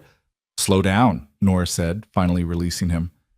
Come inside, both of you. You must be frozen and starving. Luke climbed down from the wagon, moving stiffly like the long drive had settled into his bones. His face was windburned and exhausted, but there was something triumphant in his eyes that made Nora's breath catch. How much? She asked quietly as Thomas ran ahead into the cabin, already chattering to his sisters. "How much did you get for the timber?" Luke reached into his coat and pulled out a leather pouch, heavy with coins. $73, he said, pressing it into her hands. The lumberyard manager said it was the finest pine he'd seen in months. Gave us top price for the whole load. $73. It was more than Nora had dared hope for, more than seemed possible. With what she'd saved from selling David's belongings and what little she had left from the last cattle sale, it brought them to nearly $120. Still short of what they needed for the bank, but not impossibly so. Not anymore. "Mr. Barrett," she started, her voice thick with emotion, but Luke shook his head. "Credit goes to Thomas. Boy haggled like he was born to it. Got us an extra $5 by pointing out how straight the grain was. I was ready to take the first offer." He smiled, genuine warmth in his expression. "You've got a sharp son there, Mrs. Whitfield. He'll make a fine rancher someday." Nora felt tears threaten and blinked them back hard. "Thank you," she managed, "for taking him, for teaching him, for all of it." Luke just nodded and moved past her into the cabin, where Thomas was regaling his sisters with tales of Helena's wonders. Nora followed more slowly, the pouch heavy in her hands, feeling the weight of $73 and what it represented. Not just money, but possibility. The ranch wasn't saved yet, but for the first time, salvation felt like something that might actually be within reach. They celebrated that night with a feast by their standards. Venison stew that Luke had traded for in Helena, fresh bread Rebecca had baked that morning, and even a small bag of peppermint sticks that Luke had brought back for the children. Emma's eyes went wide as saucers when she saw them, and even serious Rebecca couldn't suppress a smile. "You didn't have to do that," Nora said quietly as the children sucked happily on their treats. "I wanted to," Luke replied simply. "They've worked hard. They deserved something special." Over supper, Thomas talked nonstop about Helena, the buildings, the people, the energy of a mining town in its prime. He talked about the lumberyard and the assayer's office, and the grand hotel where he'd seen women in dresses finer than anything they had back home. Luke let him talk, interjecting occasionally with his own observations, but mostly just watching the boy with an expression of quiet satisfaction. "And there was this one man," Thomas said, his voice dropping to a more serious register. "Big fellow with a scar on his face. He came up while we were loading the wagon at the lumberyard and started asking Mr. Barrett questions. Personal questions like where he was from and where he was headed. Made me nervous, but Mr. Barrett handled it real smooth." "What kind of questions?" Nora asked, a thread of worry winding through her contentment. Luke waved it off. "Just a drifter, probably looking for work or a handout. Nothing to concern yourself with." But Thomas wasn't finished. "He asked if you were planning to stay in the territory, Mr. Barrett. Asked if you had family around here. And when you said no, he got this strange look on his face, like he knew something we didn't." "Thomas," Luke said, his voice carrying a note of warning. "Drop it." "But Mama should know. I said drop it." Luke's tone was firm enough that Thomas fell silent, though his expression was mutinous. An uncomfortable silence settled over the table, broken only by Emma's contented humming as she finished her peppermint stick. Nora studied Luke's face, seeing tension there that hadn't been present before. "Mr. Barrett, if there's something I should know—" "There's nothing," Luke said flatly. "Just a nosy stranger in a town full of nosy strangers. Nothing to worry about." But Nora did worry, all through the cleanup and the settling of children into bed, and the quiet hour afterward when she and Luke sat by the fire, as had become their custom. Something had happened in Helena, something that Thomas had seen and Luke didn't want discussed. And while Luke's secrets were his own business, Nora couldn't shake the feeling that whatever this was, it might matter. "The man in Helena," she finally said, breaking the silence. "Who was he really?" Luke was quiet for a long time, staring into the flames. When he spoke, his voice was carefully neutral. "Nobody. Just someone from my past, probably. Or someone who knew someone I used to know. The territory's not as big as it seems, Mrs. Whitfield. People cross paths. And this crossing of paths, is it going to cause problems?" "No," Luke said firmly. "It won't. I made sure of it." Nora wanted to press, wanted to demand the truth, but she recognized the set of Luke's jaw, the way he'd closed himself off. Whatever the full story was, he wasn't going to share it tonight. Maybe not ever. "All right," she said finally. "I'll trust you on this, Mr. Barrett. But if there's trouble coming—" "There isn't," Luke interrupted. "I promise you, Mrs. Whitfield, nothing from my past is going to touch you or your children. You have my word on that." It should have been reassuring, but something in the way he said it, the particular emphasis on "my past," sent a chill down Nora's spine. What kind of past did Luke Barrett have that made strangers with scarred faces ask questions in lumber yards? What was he running from when he showed up on her doorstep that frozen February night? But before she could ask any of these questions, there was a sharp knock at the door, loud and authoritative, the kind of knock that meant official business or trouble. And at this time of night, there was rarely a difference between the two. Luke was on his feet instantly, his hand dropping to where Nora knew he kept a knife sheathed at his belt. "Stay here," he said quietly, moving toward the door with the careful grace of someone who'd been in dangerous situations before. "Mr. Barrett, stay here, Mrs. Whitfield." He positioned himself to one side of the door and called out, "Who's there?" "Marshal Dixon, Helena Territory Office." The voice was clipped, professional. "I'm looking for a man called Luke Barrett. I'm told he might be here." Nora's blood ran cold. A marshal, looking for Luke specifically, and somehow knowing to find him here, at her ranch, when he'd only been back a few hours. The man from Helena, she thought with sudden clarity. The scarred stranger hadn't been just curious.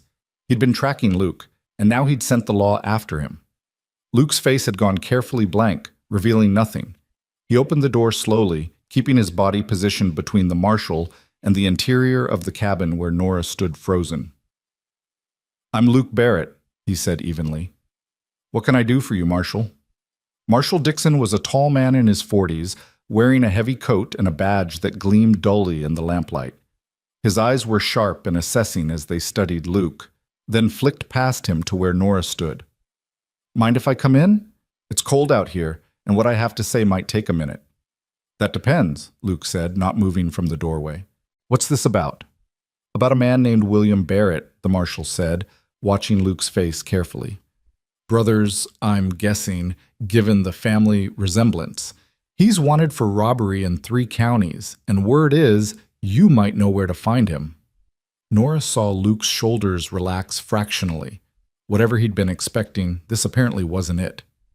"I haven't seen my brother in 3 years, Marshal, not since I left Missouri, and if he's gotten himself mixed up in something criminal, that's got nothing to do with me." "Maybe," Dixon said. "Or maybe you're hiding him. Maybe that's why you're out here in the middle of nowhere, playing ranch hand on a widow's property. Good cover for a wanted man's brother." "I'm not hiding anyone," Luke said, his voice hardening. "And Mrs. Whitfield has nothing to do with any of this. She hired me as legitimate help, nothing more." "That true, ma'am?" Dixon's eyes found Nora's. "This man just drift in looking for work? Or did you know him before?" Nora stepped forward, drawing herself up to her full height. "Mr. Barrett came to my door 6 weeks ago asking for water, Marshal. I'd never seen him before in my life. He offered to help with the ranch in exchange for room and board, and I accepted because I'm a widow with 3 children and I need the help. That's the full extent of our relationship, and I'll thank you not to imply otherwise." Dixon studied her for a long moment, then nodded slowly. "All right. I'll take you at your word, Mrs. Whitfield, but I need to search the property, just to be sure." "Search away," Nora said coldly. "You won't find anything because there's nothing to find. But I'll ask you to be quiet about it. My children are sleeping, and I won't have them frightened." The marshal's search was thorough but quick, checking the barn and the outbuildings before returning to the cabin to verify that it was indeed just Nora, her 3 children, and Luke in residence. When he was satisfied, he tipped his hat to Nora with something that might have been apology in his expression.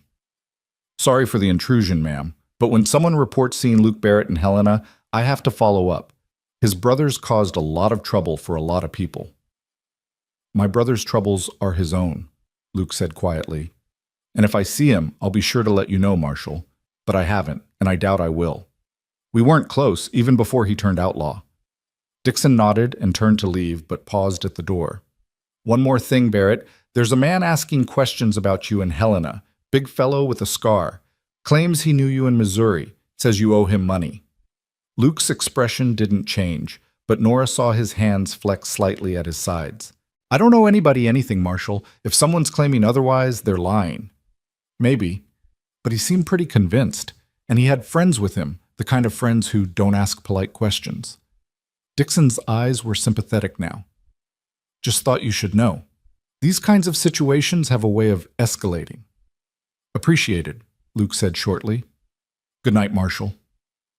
When the door closed behind Dixon, Luke stood there for a long moment, his back to Nora, shoulders rigid with tension. Outside, they could hear the marshal's horse clopping away into the darkness. Inside, the silence stretched thin and dangerous. Well, Nora finally said, her voice sharp with anger and fear, I suppose now you're going to tell me the truth about who you really are and what kind of trouble you've brought to my doorstep. Luke turned slowly, and the expression on his face was something Nora had never seen before, raw and wounded and exhausted all at once. I told you the truth, Mrs. Whitfield. My name is Luke Barrett. I'm from Missouri, and I've been drifting for 3 years. Everything I said was true. Except the part about your brother being an outlaw. Except the part about men with scars looking for you. Except all the parts you conveniently left out. Nora crossed her arms, holding herself together through sheer force of will. You said nothing from your past would touch me or my children, Mr. Barrett. You promised, and not 4 hours later a marshal shows up at my door asking questions. I know, Luke said quietly, and I'm sorry. I thought I'd left all that behind. I thought... He stopped, rubbed his face with both hands. My brother William, he got mixed up with some bad people back in Missouri. Gambling debts, then robbery to pay off the debts, then more debts and more robbery. I tried to help him, tried to pull him out of it, but he wouldn't listen. So I left. Figured putting distance between us was the only way to stay clear of his mess. But the distance wasn't enough, Nora said. Apparently not. Luke's voice was bitter. The man in Helena, the one with the scar, his name is Caleb Stone. He's one of the men William owes money to, and he thinks I might know where William is. Or he thinks I have money to pay William's debts. Either way, he's wrong on both counts. And if he comes here? If he decides to make trouble for you, trouble that spills over onto me and my children? He won't, Luke said firmly. I made it clear in Helena that I don't have what he's looking for, that I can't help him find William. He has no reason to come here. The marshal found us, Nora pointed out. If he could track you here, so can this Caleb Stone. Luke was silent, and that silence was answer enough. Nora felt something crack inside her chest, not quite breaking, but fracturing, letting cold seep in. You should go, she said quietly. In the morning, take whatever wages you think you've earned from that timber money and ride on to Fort Benton like you planned. It's better that way. Safer for everyone. Mrs. Whitfield, we had an agreement, Mr. Barrett. 1 month. And that month is nearly up anyway. I'm just suggesting we end it a few days early before your past catches up to us in a way we can't manage. And what about the ranch? What about the bank payment? You've got $73, but you need at least $260. How will you... I'll figure it out, Nora interrupted, though she had no idea how. I always do. We survived before you came, and we'll survive after you leave. Luke looked at her for a long moment, and Nora saw pain in his eyes, real pain that made her want to take back her words. But she couldn't. She'd let herself depend on him, let herself start to hope, and look where it had gotten her. Marshals at her door, strangers with scars asking questions, the shadow of someone else's criminal past falling across her children's home. If that's what you want, Luke finally said, I'll leave at first light. It's what I want, Nora lied and turned away before he could see the tears starting to blur her vision.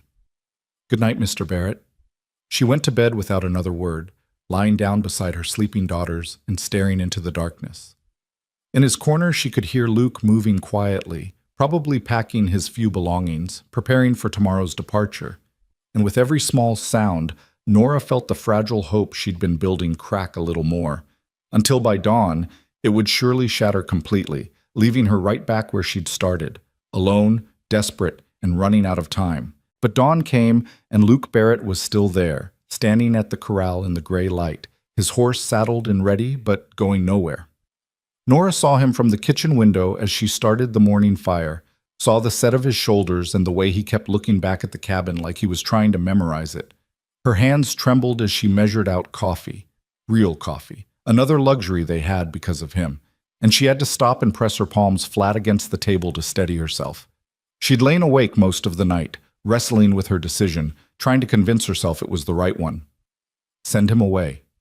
Protect her children. Return to the struggle she'd known before, hard but familiar, without the complications Luke brought with him. It was logical. It was safe. It was the choice any reasonable woman would make. So why did it feel like she was tearing out her own heart? Thomas emerged from his corner, already dressed, and went straight to the window. "Mr. Barrett's still here," he said, relief clear in his voice. "I thought maybe he'd already gone."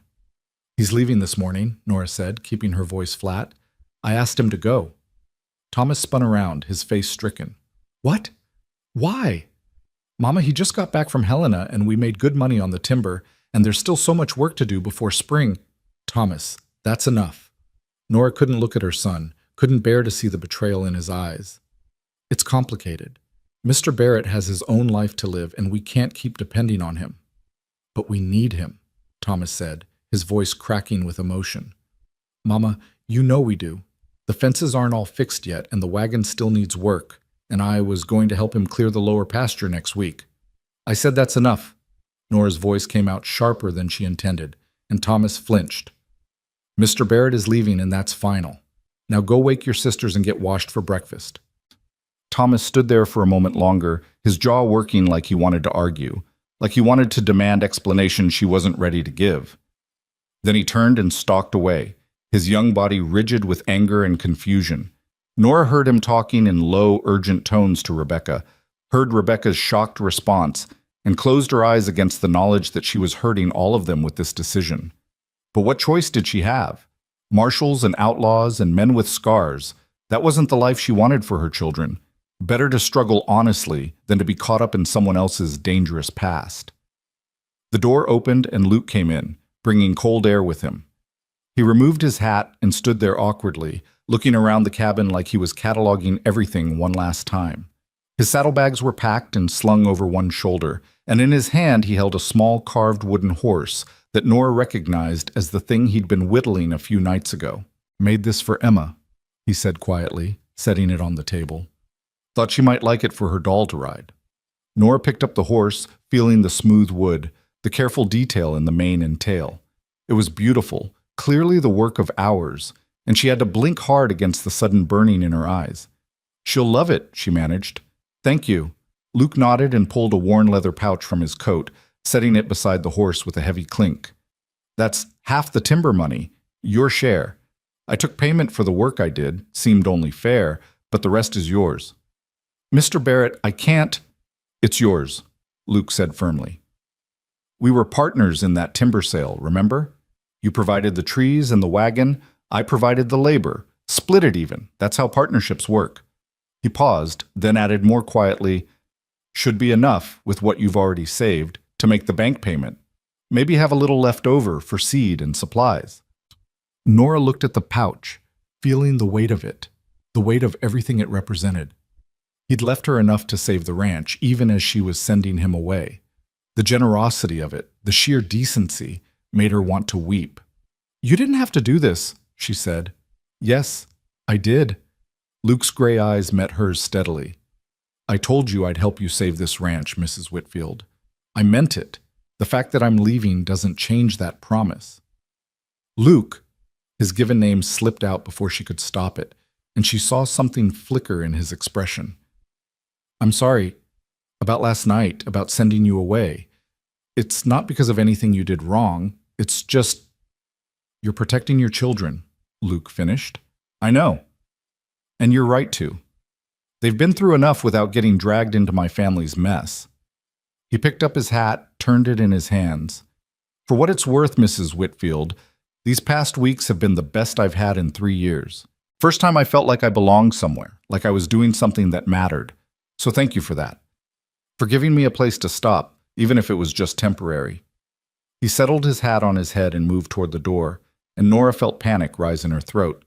This was wrong. This was all wrong. She was letting fear make her decisions, letting other people's problems determine her life. And in doing so, she was throwing away something precious, something she might never find again. "Wait," she heard herself say. "Just wait a moment." Luke paused, his hand on the door latch, looking back at her with an expression of careful neutrality that didn't quite hide the hope underneath. "If you stayed," Nora said slowly, working through the thoughts even as she spoke them, "if you stayed and this Caleb Stone came looking for you, what would happen?" "I'd deal with it," Luke said simply. "I'd make sure it didn't touch you or your family, whatever it took." "That's not an answer, Mr. Barrett. That's a promise you might not be able to keep." Luke was quiet for a long moment. Then he set down his saddlebags and came back to the table, sitting across from her with his hands folded. "Caleb Stone is a bully and a thug, but he's not stupid. He knows I don't have his money and I don't know where William is. Coming out here would be a waste of his time, and men like Stone don't waste time on dead ends. The most likely scenario is that he'll keep looking for William, and when he finds him, if he finds him, he'll get whatever satisfaction he's after without ever thinking about me again." "And the least likely scenario?" "The least likely scenario is that he decides to make an example of me. Comes here, causes trouble, tries to force me to pay William's debts, or lead him to my brother." Luke's voice was steady, matter of fact. "If that happens, I'll handle it. I'm not without resources, Mrs. Whitfield. I can take care of myself, and I can take care of the people I care about." The people I care about. The words hung in the air between them, weighted with meaning that Nora was afraid to examine too closely. "What kind of resources?" she asked instead. Luke smiled faintly. "I'm good with my fists and better with a gun. I know how to read men, know when trouble's coming and how to avoid it. And if avoiding it isn't possible, I know how to end it quick and final." He must have seen something in her face because he added, "I'm not a violent man by nature, Mrs. Whitfield, but I spent 3 years drifting through rough country, and you don't survive that by being soft. When necessary, I can be very hard indeed." Nora should have been frightened by this admission, by the implication that Luke Barrett had violence in his past, had perhaps done things that would shock her if she knew the details. Instead, she felt oddly reassured. The world was a dangerous place, especially for women and children alone on isolated ranches. Having someone capable of meeting that danger on its own terms wasn't a liability, it was survival. "The children need you," she said quietly. "Thomas especially. He's never had a man take him seriously before, never had someone teach him the way you have. And Rebecca and Emma, they've started to bloom again, started to laugh and play like children should, because they feel safe. Because you made them feel safe. And you, Mrs. Whitfield," Luke's voice was gentle. "What do you need?" The question caught her off guard, so direct and personal that she didn't have a prepared answer. What did she need? She'd been so focused on her children's needs, on the ranch's needs, on simply surviving day to day that she'd forgotten she was allowed to have needs of her own. "I need help," she finally said, the admission coming hard. "I need someone I can depend on, someone who'll stay when things get difficult instead of leaving. I need," she faltered, then pushed forward. "I need to not be alone anymore. Not just for the practical things, though heaven knows those matter, but for the other things. The conversation at the end of the day. The feeling that someone's standing beside you instead of watching you struggle. She stopped, realizing she was saying too much, revealing too much. But Luke was looking at her with an intensity that made her breath catch, and she knew he understood everything she wasn't saying. "I'll stay," he said simply. "If you'll have me, Mrs. Whitfield, I'll stay. Not for a month or a season, but for as long as you need me, as long as you want me here." "Your drifting days," Nora said. "You'd give those up?" "I was never drifting towards something," Luke said. "I was drifting away from something, from my brother's mess, from memories I didn't want to face, from the feeling that I'd failed everyone who ever mattered to me. But that's not living, Mrs. Whitfield. That's just existing. And I'm tired of existing. I want to live again. I want to build something that lasts. I want—" He stopped, seeming to wrestle with himself, then continued in a rush. "I want to be the kind of man your children can depend on, the kind of man you can depend on. I want to matter again."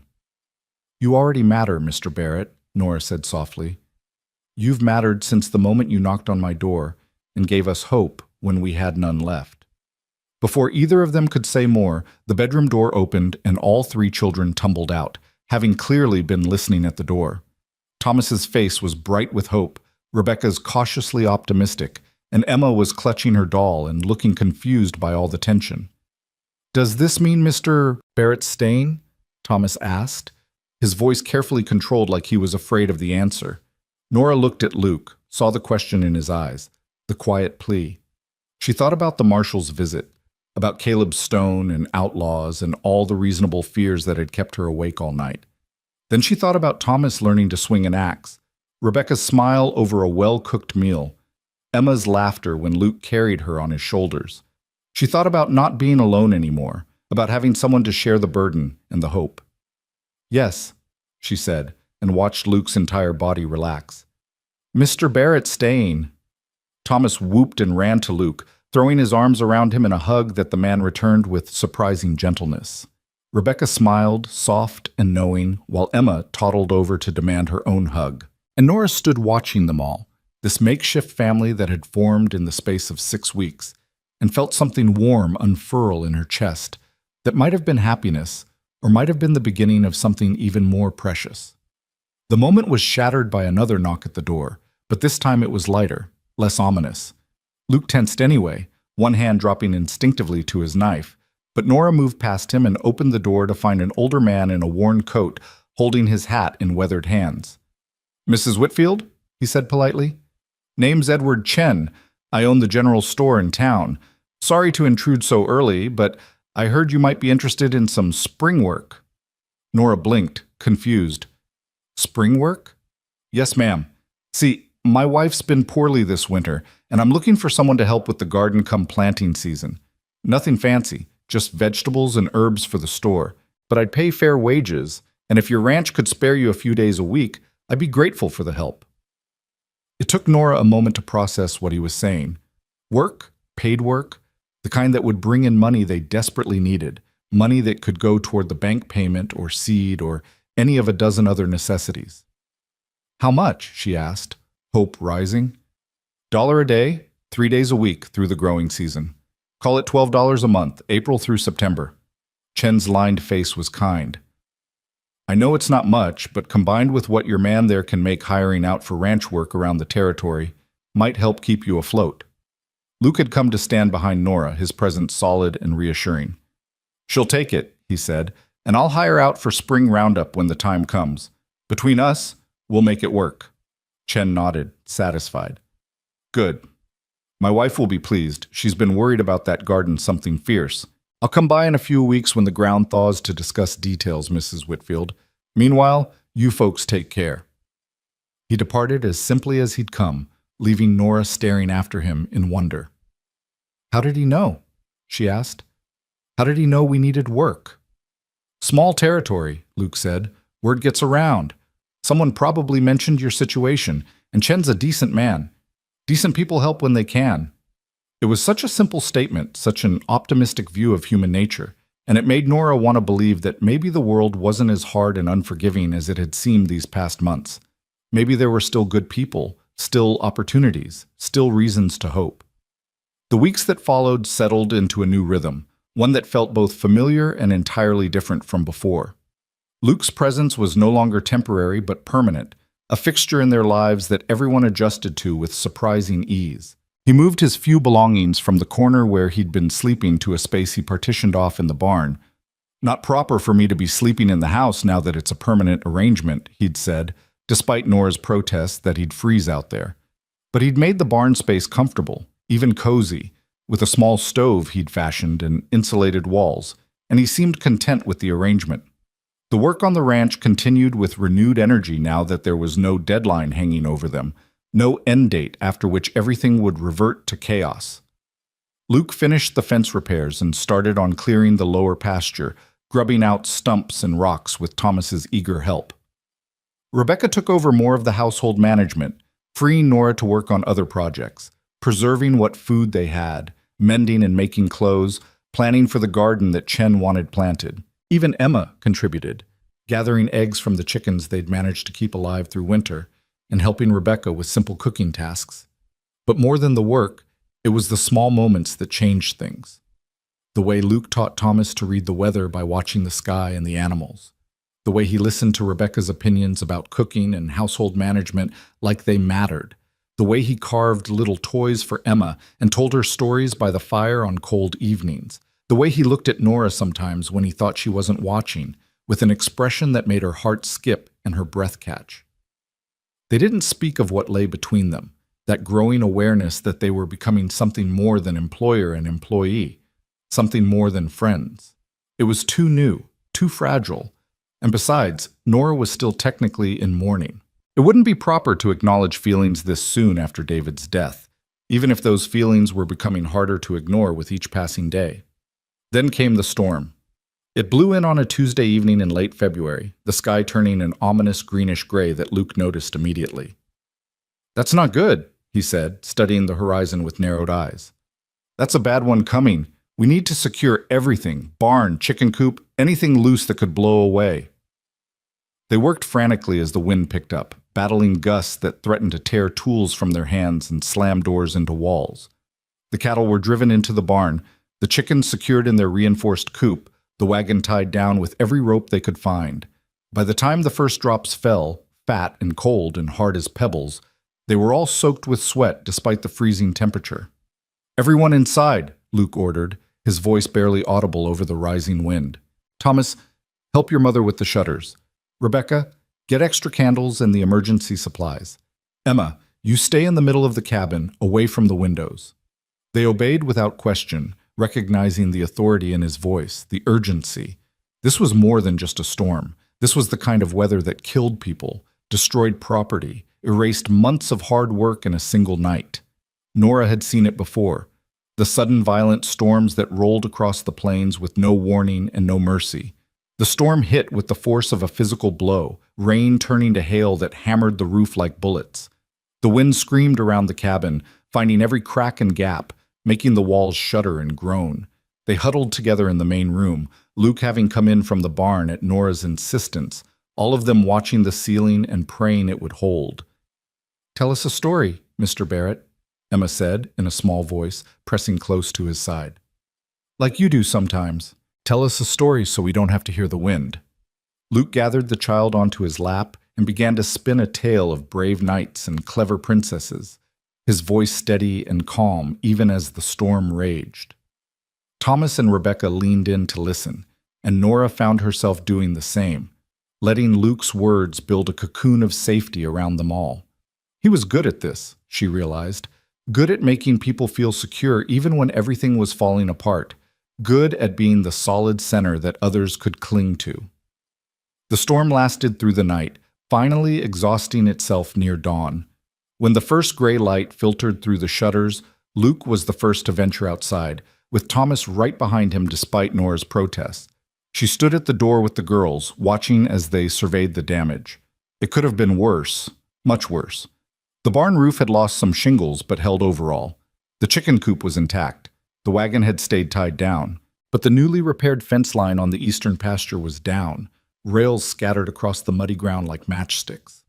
And when Luke checked the barn more thoroughly, he came back to the cabin with his jaw set tight. "What is it?" Nora asked, reading disaster in his face. "The roof's damaged worse than I thought. There's a leak over where the cattle are sheltered. If we don't fix it soon, the whole section will rot through, and then we'll lose the barn entirely." "Can you fix it?"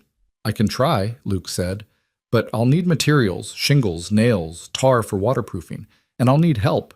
It's a two-man job at minimum, and Thomas is still too young for roof work." "How much will the materials cost?" Luke named a figure that made Nora's heart sink. $20. $20 they'd need to save for the bank payment, $20 they couldn't spare. "We'll figure it out," she said with more confidence than she felt. "We always do." But figuring it out proved harder than expected. Luke rode into town the next day to price materials and came back with bad news. The storm had damaged half the buildings in the territory, and prices had skyrocketed with the sudden demand. What should have cost $20 now cost $40, and there was a waiting list for repairs that stretched into April. "We can't wait that long," Nora said, staring at the numbers Luke had written down. "By April, the barn will be ruined." "I know." Luke rubbed his face wearily. I could try to do it myself without help, but it's dangerous. If I fall, you're not doing it alone, Nora said sharply. I won't have you risking your neck because we can't afford proper help. Then what do you suggest? Nora didn't have an answer. They sat in silence, the weight of the problem pressing down on them, when Thomas spoke up from the corner where he'd been listening. What about Mr. Crow? Both adults turned to stare at him. What about him? Nora asked carefully. He's got materials, doesn't he? And workers. Papa used to say Crow had a whole crew of carpenters and builders for his ranch. Maybe he'd loan us what we need just until we can pay him back. Thomas, Mr. Crow would never— He might if Mr. Barrett asked, Thomas insisted. Man to man, I mean. Not you, Mama, because he doesn't respect you. But Mr. Barrett's different. He stood up to Crow before, remember? Maybe Crow would listen to him. It was a terrible idea, Nora thought. Putting themselves in debt to Silas Crow was just asking for trouble. But as she looked at Luke's thoughtful expression, she realized he was actually considering it. Absolutely not, she said firmly. I won't be beholden to that man, not for anything. It wouldn't be beholden, Luke said slowly. It'd be a business transaction. We borrow materials, we pay him back with interest. Standard arrangement. Crow doesn't make standard arrangements. He makes traps disguised as generosity, and then he springs them when you're most vulnerable. Maybe, Luke allowed, but what choice do we have? The barn's essential and we can't afford to fix it any other way. They argued about it through the evening, Nora adamant that they find another solution, Luke calmly pointing out that there wasn't one. Finally, exhausted and out of options, Nora agreed, but only if she went with Luke to make the request, only if everything was documented in writing, and only if they had a clear repayment plan that didn't put the ranch itself at risk. The next morning, they rode together to the Double C Ranch, leaving the children with strict instructions to stay inside and keep the doors locked. Crow's spread was everything their ranch wasn't: prosperous, well-maintained, sprawling across prime grazing land, with buildings that looked more like a small town than a working ranch. As they rode up the long drive, Nora felt her courage falter. What were they doing here, begging from a man who'd made it clear he wanted them to fail? But Luke seemed untroubled, his bearing confident as he dismounted and helped Nora down. When a ranch hand directed them to the main house, Luke knocked firmly and waited until Crow himself answered, clearly surprised to find them on his doorstep. Mrs. Whitfield, Mr. Barrett. Crow's smile was more puzzled than predatory. What brings you out here? We need to talk business, Luke said simply. Got a few minutes? Crow studied them both, then stepped aside. Come in. Can I offer you coffee? The house was as impressive inside as out. Rich furniture, expensive rugs, artwork on the walls. It was a statement of wealth and power, and Nora felt acutely aware of her threadbare coat and worn boots.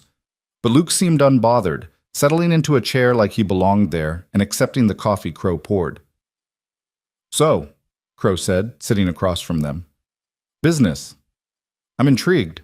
But Luke laid out the situation concisely. The storm damage, the need for materials, the inflated prices, and long waits. He proposed borrowing what they needed with repayment over 6 months at reasonable interest, offering a promissory note backed by the ranch's timber rights as collateral. Crow listened without interrupting, his expression unreadable. When Luke finished, there was a long silence. You're asking me to help save the ranch I've been trying to buy for months, Crow finally said, amusement coloring his tone. That seems counterproductive to my interests, don't you think? Maybe, Luke said. Or maybe it's smart business. We're offering fair interest, and you've got materials sitting in your warehouse that aren't doing anyone any good. Plus, if we succeed, and we will, you've got a functioning ranch next door instead of a foreclosed property that'll probably just attract squatters and trouble. And if you fail, if you default on the loan and I have to claim the timber rights, then you've got valuable timber rights, and you're still ahead, Luke said calmly. Either way, you win. Question is whether you win a little or whether you win while also establishing yourself as someone who helps neighbors in need. Reputation matters in this territory, Mr. Crow. Being known as a man who only kicks people when they're down, that's one kind of reputation. Being known as someone who's tough but fair when approached honestly, that's another kind entirely. Nora held her breath, watching Crow's face, seeing the calculation there. Luke had played it perfectly, she realized. appealing to both Crow's self-interest and his vanity, making him feel like the generous benefactor while also making it clear that generosity would serve his purposes. 6 months repayment, Crow said slowly, at 10% interest. And if you default, I get timber rights to your entire back 40, not just enough to cover the debt. That's robbery, Nora said sharply, but Luke put a hand on her arm. 8% interest, he countered, and timber rights proportional to the actual debt if we default. I won't agree to hand over more than we owe. They haggled for another 20 minutes, finally settling on 8.5% interest with proportional collateral and a provision that if they paid early, the interest would be reduced accordingly. Crow had his lawyer draw up the papers right there, and Luke read every word carefully before signing, making Crow add clauses that protected them from hidden fees or early call provisions. When it was done, they walked out with a letter of credit for materials and an agreement that Crow would send 2 of his workers to help with the roof repair, deducting their wages from the total owed. I can't believe that worked, Nora said quietly as they rode away. I can't believe he actually helped us. He helped himself, Luke corrected. We just made it easy for him to do it. And now we've got what we need to save the barn, plus we've established that we can negotiate with him on equal terms. That matters, Mrs. Whitfield. Next time he tries to push you around, he'll remember that you're not someone who can be bullied. We, Nora said softly. Not me. We're not someone who can be bullied. Luke smiled, and it was the warmest expression she'd ever seen on his face. We, he agreed, together. The roof repair took a week with Crow's workers helping, and when it was finished, the barn was stronger than it had been even before the storm. Luke supervised the work with quiet authority, earning the grudging respect of Crow's men, who'd clearly expected some incompetent drifter but found instead someone who knew what he was doing and wasn't afraid to work harder than anyone else. On the last day of February, Nora made the journey to Helena with Luke beside her, carrying the bank payment in a leather pouch strapped under her coat. $260 scraped together from timber sales and savings and careful management. It was enough. Barely, but enough. Mr. Kemp accepted the payment with surprise that bordered on disappointment. He'd clearly expected to foreclose and make a tidy profit selling the property to Crow. But money was money, and he had no legal grounds to refuse it. He marked the note paid, returned the deed to Nora's shaking hands, and they were done. The ranch was theirs, free and clear of the bank's claim. They celebrated that night with a feast, chicken that Luke had slaughtered that morning, vegetables from their dwindling stores, biscuits with butter and honey, and even a small cake that Rebecca had secretly prepared. The children were giddy with relief and happiness, their laughter filling the cabin in a way it hadn't since before David died. And when the children were finally asleep, Nora and Luke sat by the fire as had become their habit, not speaking, just existing together in comfortable silence. But tonight felt different, weighted with things unsaid, with awareness that they'd crossed some invisible threshold. "We did it," Nora finally said. "We actually saved the ranch." "You did it," Luke corrected gently. "You kept fighting when most people would have given up. I just helped." "You did more than help." Nora turned to look at him, really look at him, this man who'd wandered into her life at its darkest moment and somehow become essential to everything good that followed. "You saved us, Luke. Not just the ranch. Us.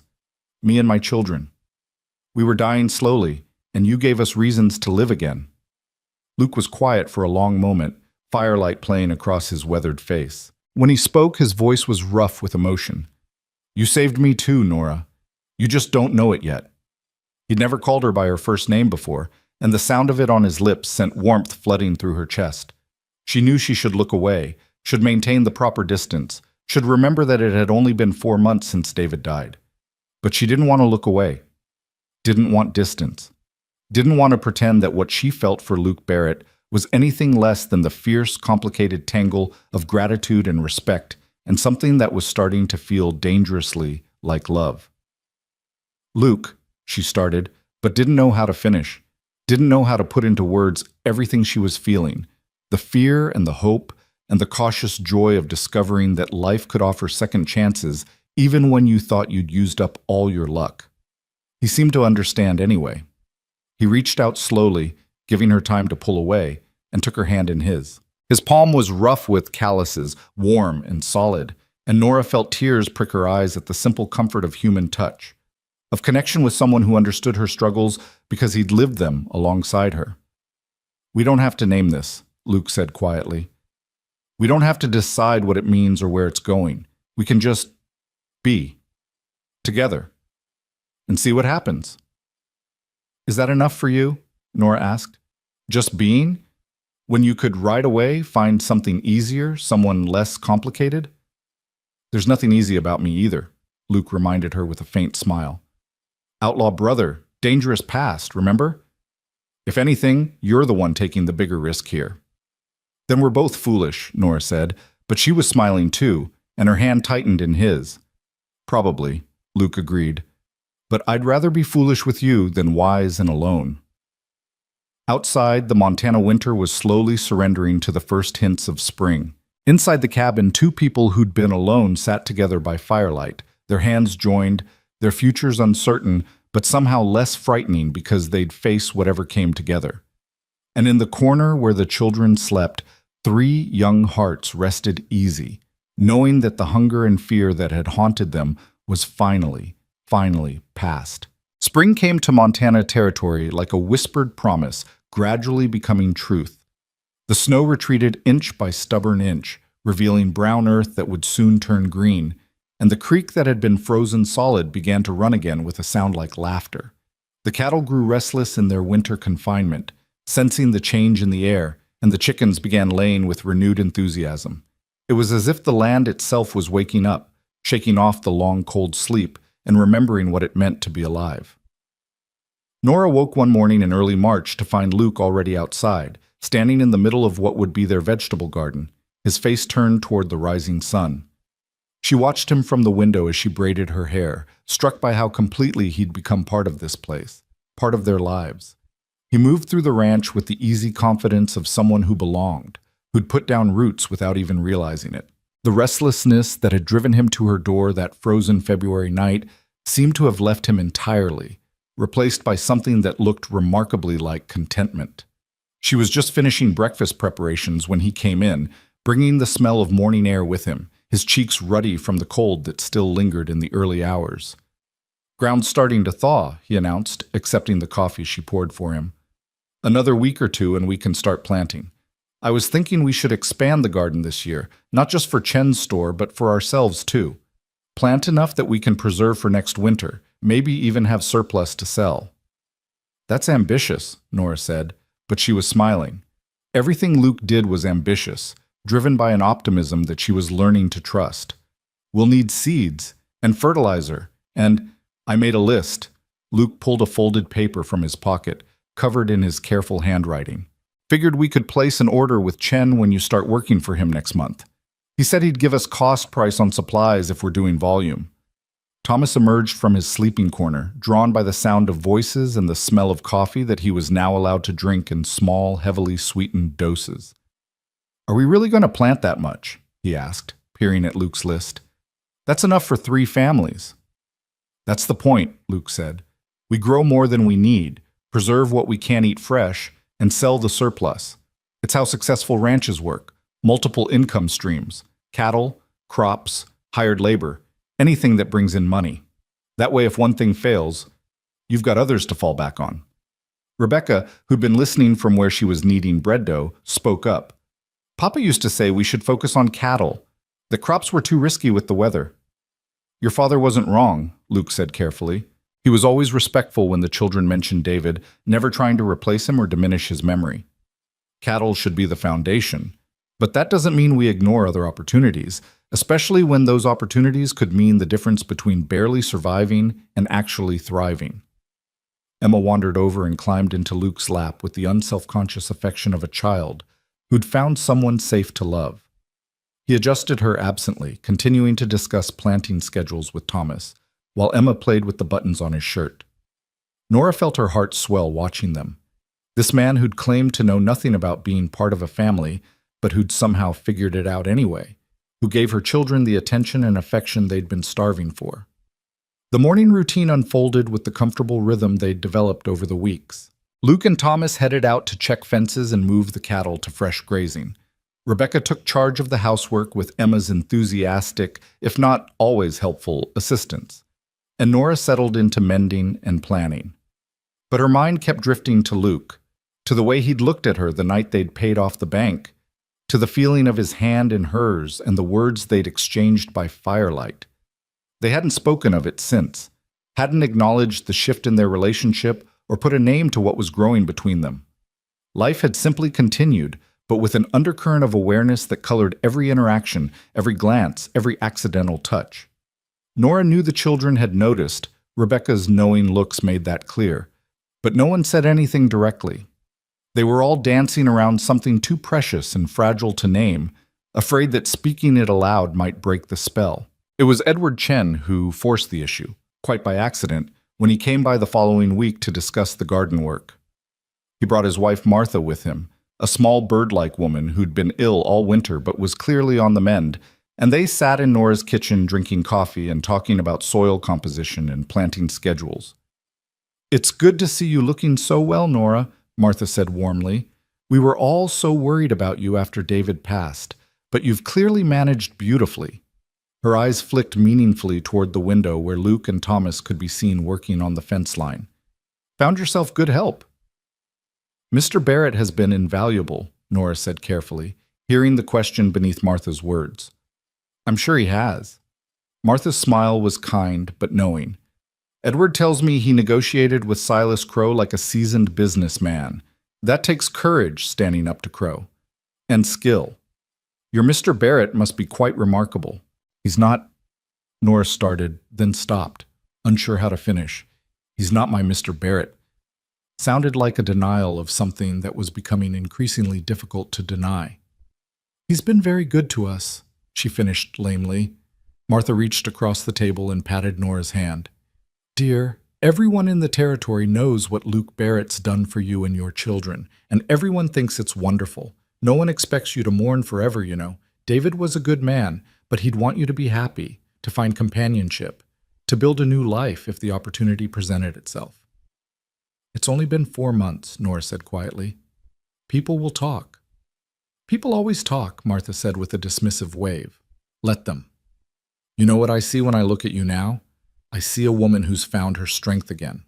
A woman who's not just surviving, but living. If Luke Barrett had anything to do with that, and I suspect he had quite a lot to do with it, then anyone who'd judge you for it isn't worth your concern." The words stayed with Nora long after the Chens departed, rattling around in her head as she went about her afternoon work. Martha was right, of course. Life was too short and too hard to waste on worrying about what small-minded people might whisper. But knowing that intellectually and feeling it emotionally were two different things. She'd been raised to believe in propriety, in appropriate mourning periods, in the careful observation of social conventions. Throwing all that aside for Luke Barrett felt reckless and dangerous and exhilarating all at once. That evening, after the children were in bed, she found Luke in the barn checking on a cow that was close to calving. He was murmuring to the animal in a low, soothing voice, his hands gentle as he examined her. Nora stood in the doorway watching him, struck by the tenderness in someone who'd seemed so hard and guarded when she'd first met him. "Is she all right?" Nora asked, stepping into the warm dimness of the barn. Luke looked up, surprise and pleasure crossing his face. "She's fine. Should drop the calf in the next day or two. I'm just keeping an eye on her." He straightened, brushing straw from his pants. "Everything all right at the house?" "Everything's fine." Nora moved closer, her heart beating faster than the simple conversation warranted. "I wanted to talk to you about us." Luke went very still, and Nora could see the wariness in his eyes, the fear that she was about to pull away, to re-establish the boundaries they'd been blurring for weeks. "All right," he said carefully. "Martha Chen said something today," Nora began, then stopped, trying to find the right words.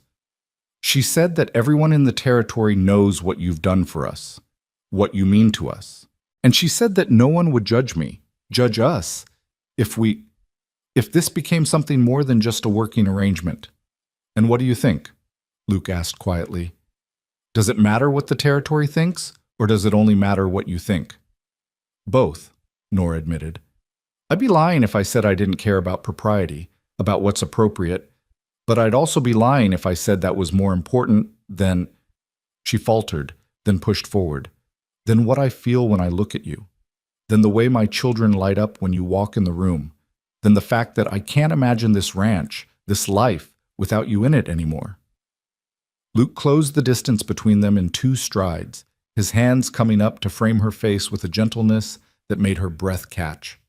"Nora," he said, and her name on his lips sounded like a prayer. "I have been halfway in love with you since the night you shared your last meal with a stranger who didn't deserve your kindness.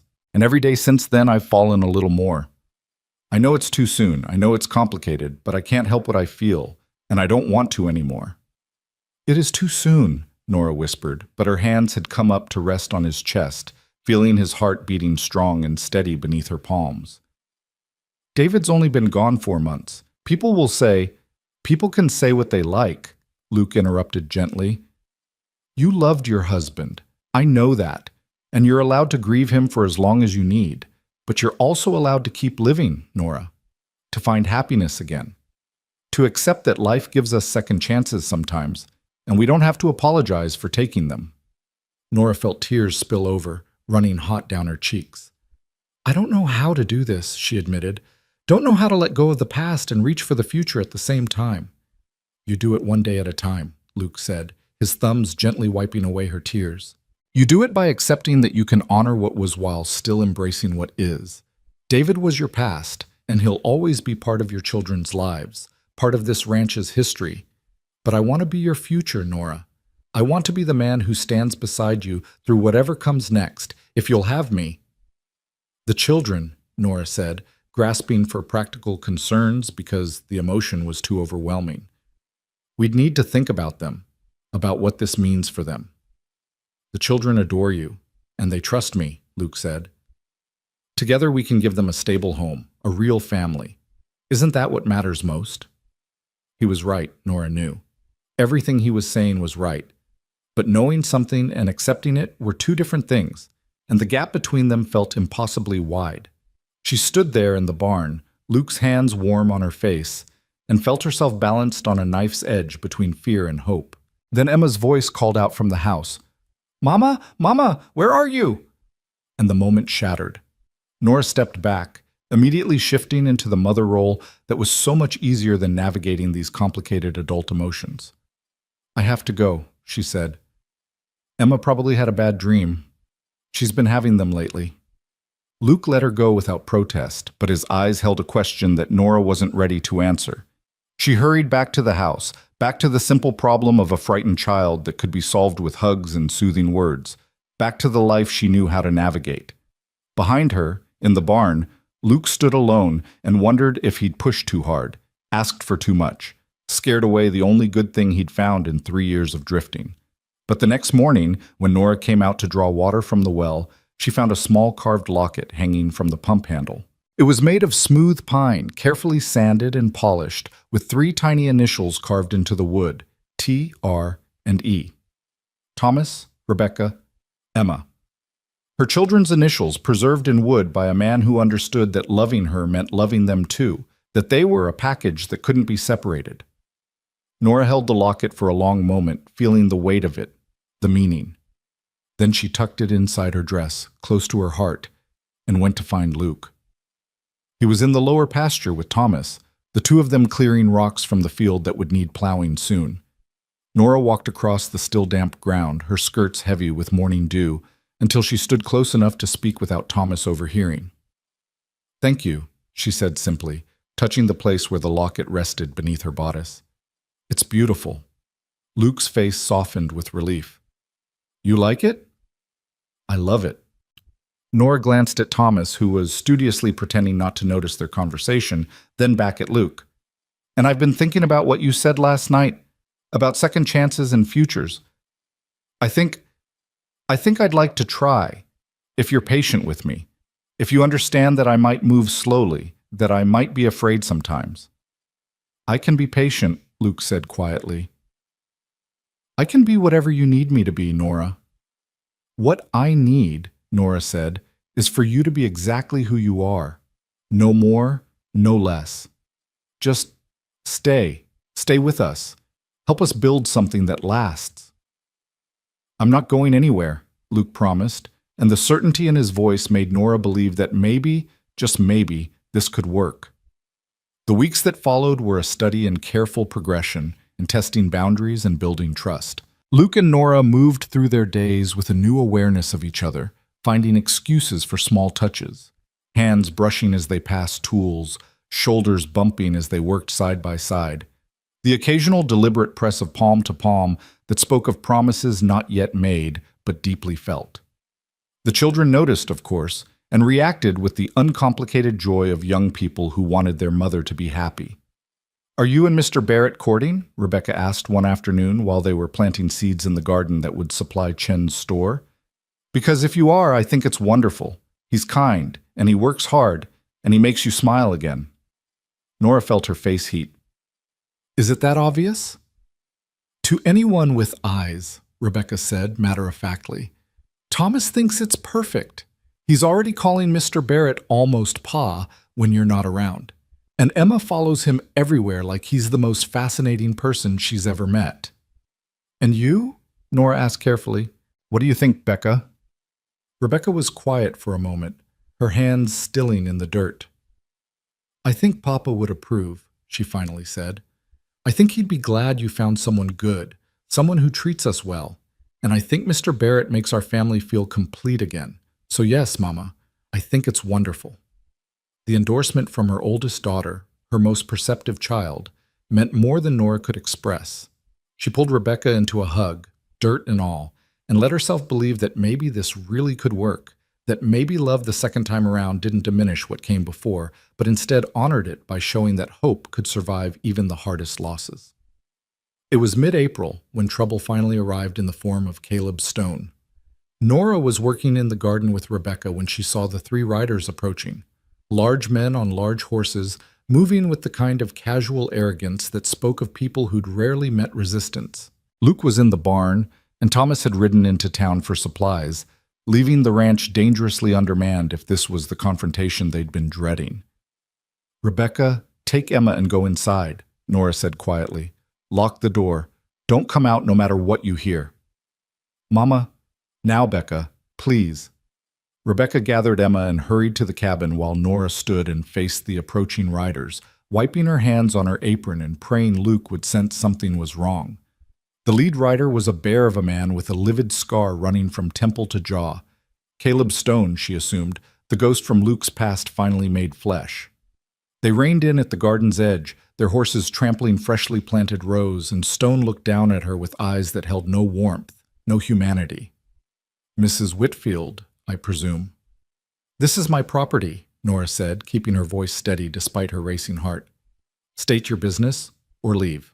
"My business is with Luke Barrett," Stone said, swinging down from his horse with surprising grace for a man his size. "I'm told he's working here. I need to speak with him about a matter of family debt." "Mr. Barrett doesn't owe you anything," Nora said. "Whatever business you think you have with him, you're mistaken." Stone smiled, showing teeth that had been broken and poorly mended. "See, that's where you're wrong, lady. Luke Barrett's brother owes me $500. And when family members can't pay, the debt transfers. That's how it works in my world." "That's not how it works in the law," Nora countered. "One man's debts are his own. They don't pass to his relatives." "The law," Stone said dismissively, taking a step closer. "Out here, I am the law, Mrs. Whitfield. And I say Luke Barrett owes me money, or he owes me information about where I can find his brother. One or the other will settle the matter." "He has neither," came Luke's voice from behind Stone, calm and level. Nora looked past the big man to see Luke standing in the barn doorway, his rifle held loosely in one hand, not quite pointed at anyone, but ready. "I told you and Helena, Caleb, I don't have your money and I don't know where William is. Coming here was a waste of your time." Stone turned slowly, his scarred face splitting into something that wasn't quite a smile. "Luke Barrett, been a long time. You've aged well. Hard living suits you." His eyes flicked to Nora, then back to Luke with new understanding. "Playing house now, are we? Got yourself a pretty widow and some ready-made kids? That's convenient." "Leave Mrs. Whitfield out of this," Luke said, his voice hardening. Your business is with me, so let's conduct it somewhere else, away from here. Why? Because you don't want your new family seeing who you really are? Stone laughed, an ugly sound.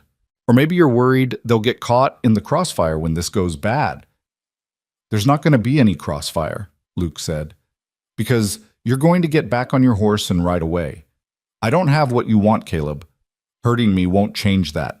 And I'm guessing Marshal Dixon made it clear that causing trouble in the territory would be a bad idea for your health. Dixon's in Helena, Stone said. We're a long ride from Helena. Lot can happen between here and there. The two men stood facing each other across the trampled garden, and Nora could feel the violence building between them like a thunderstorm gathering strength. She wanted to run, to grab her children and hide, but her feet seemed rooted to the ground. This was Luke's past finally catching up to him, the danger he'd warned her about manifesting in boots and scarred flesh and barely leashed menace. Last chance, Luke said quietly. Right away, Caleb. Find William on your own. Leave us out of it. Can't do that, Stone replied. You see, I need to make an example.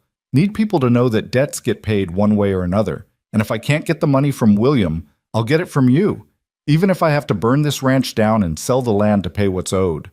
Luke's hands tightened on his rifle, and Nora saw murder flash across his face, brief but unmistakable.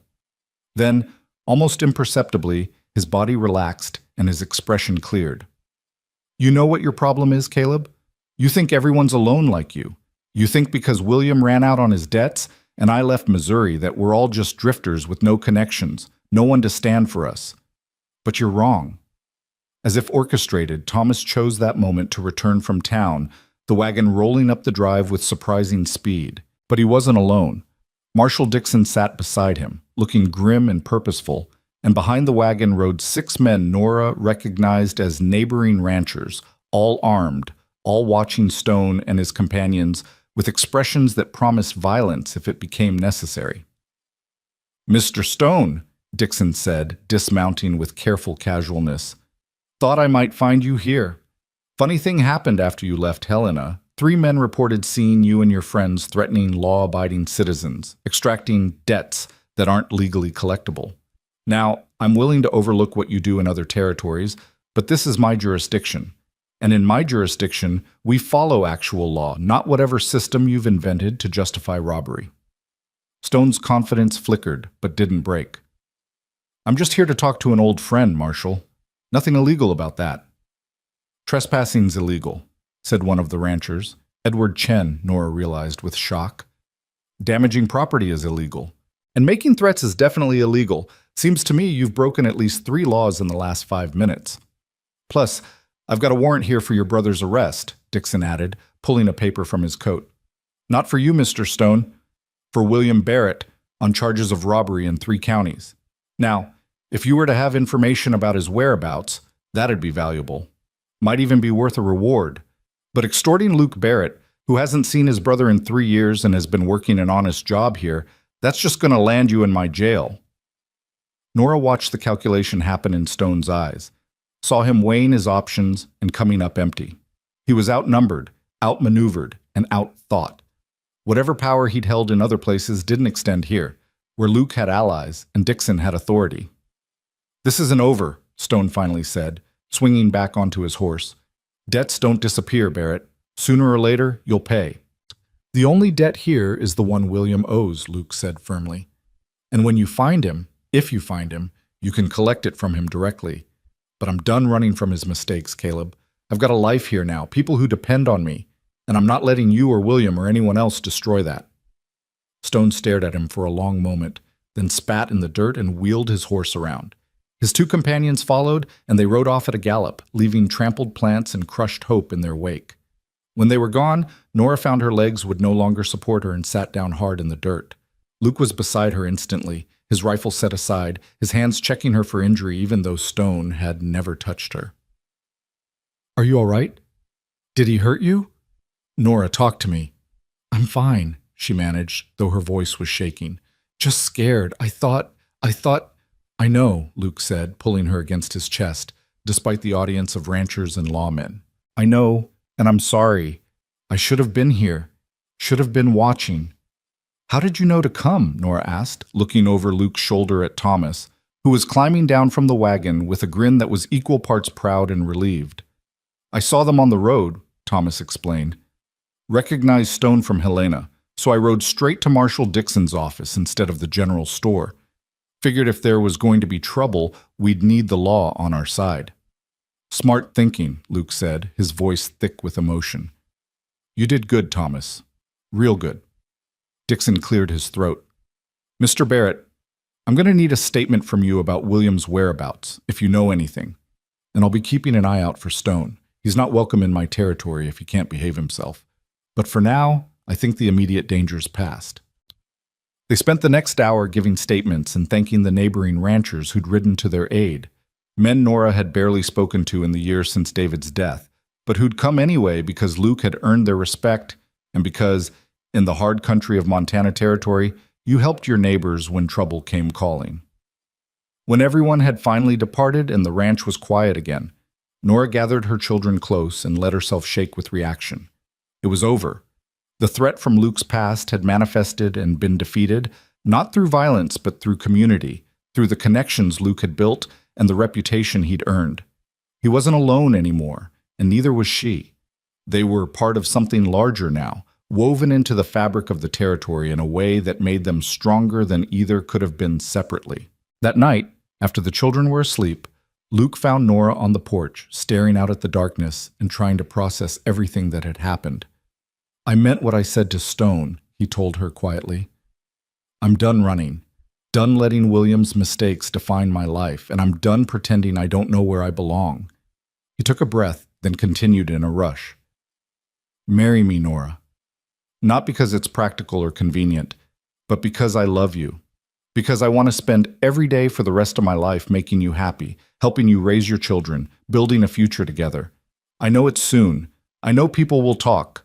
But I also know that life's too short and too uncertain to waste time on what we're supposed to do instead of what we want to do. So marry me. Please. Nora turned to look at him.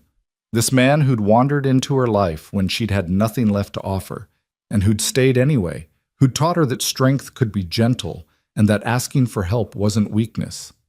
She thought about David, about the love they'd shared and the life they'd built, and she felt no guilt in acknowledging that lightning could strike twice, that hearts could mend and love again. Yes, she said simply. Yes, I'll marry you.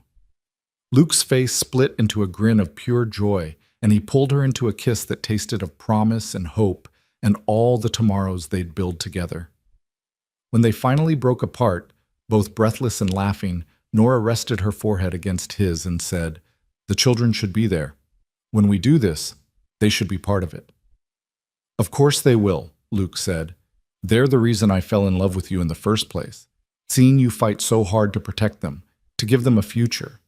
They're part of us, Nora, always. They married 3 weeks later in a simple ceremony at the church in town, with Thomas standing proudly as Luke's best man, and Rebecca and Emma dressed in new dresses that Martha Chen had helped sew. Edward Chen gave Nora away, and Marshal Dixon stood witness, and half the territory showed up to celebrate the union of the widow who'd refused to quit and the drifter who'd finally found home. Silas Crow even made an appearance, bringing a wedding gift of breeding stock, 2 young heifers that would help rebuild the ranch's herd.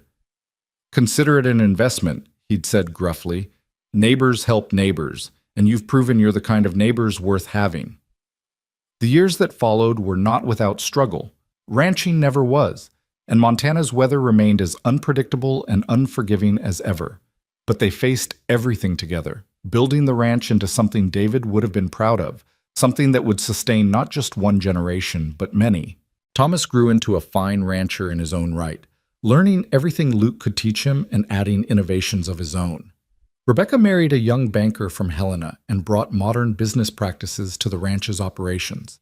And Emma, who'd been so small and frightened that frozen winter, grew into a woman with her mother's determination and her almost father's steady kindness. Luke and Nora added 2 children of their own to the family, a daughter named Sarah after Nora's mother, and a son they named David in honor of the man whose death had paradoxically brought them together. The 5 children grew up knowing they were all equally loved, that family wasn't just blood, but choice, and commitment and the daily decision to stand together against whatever the world threw at them.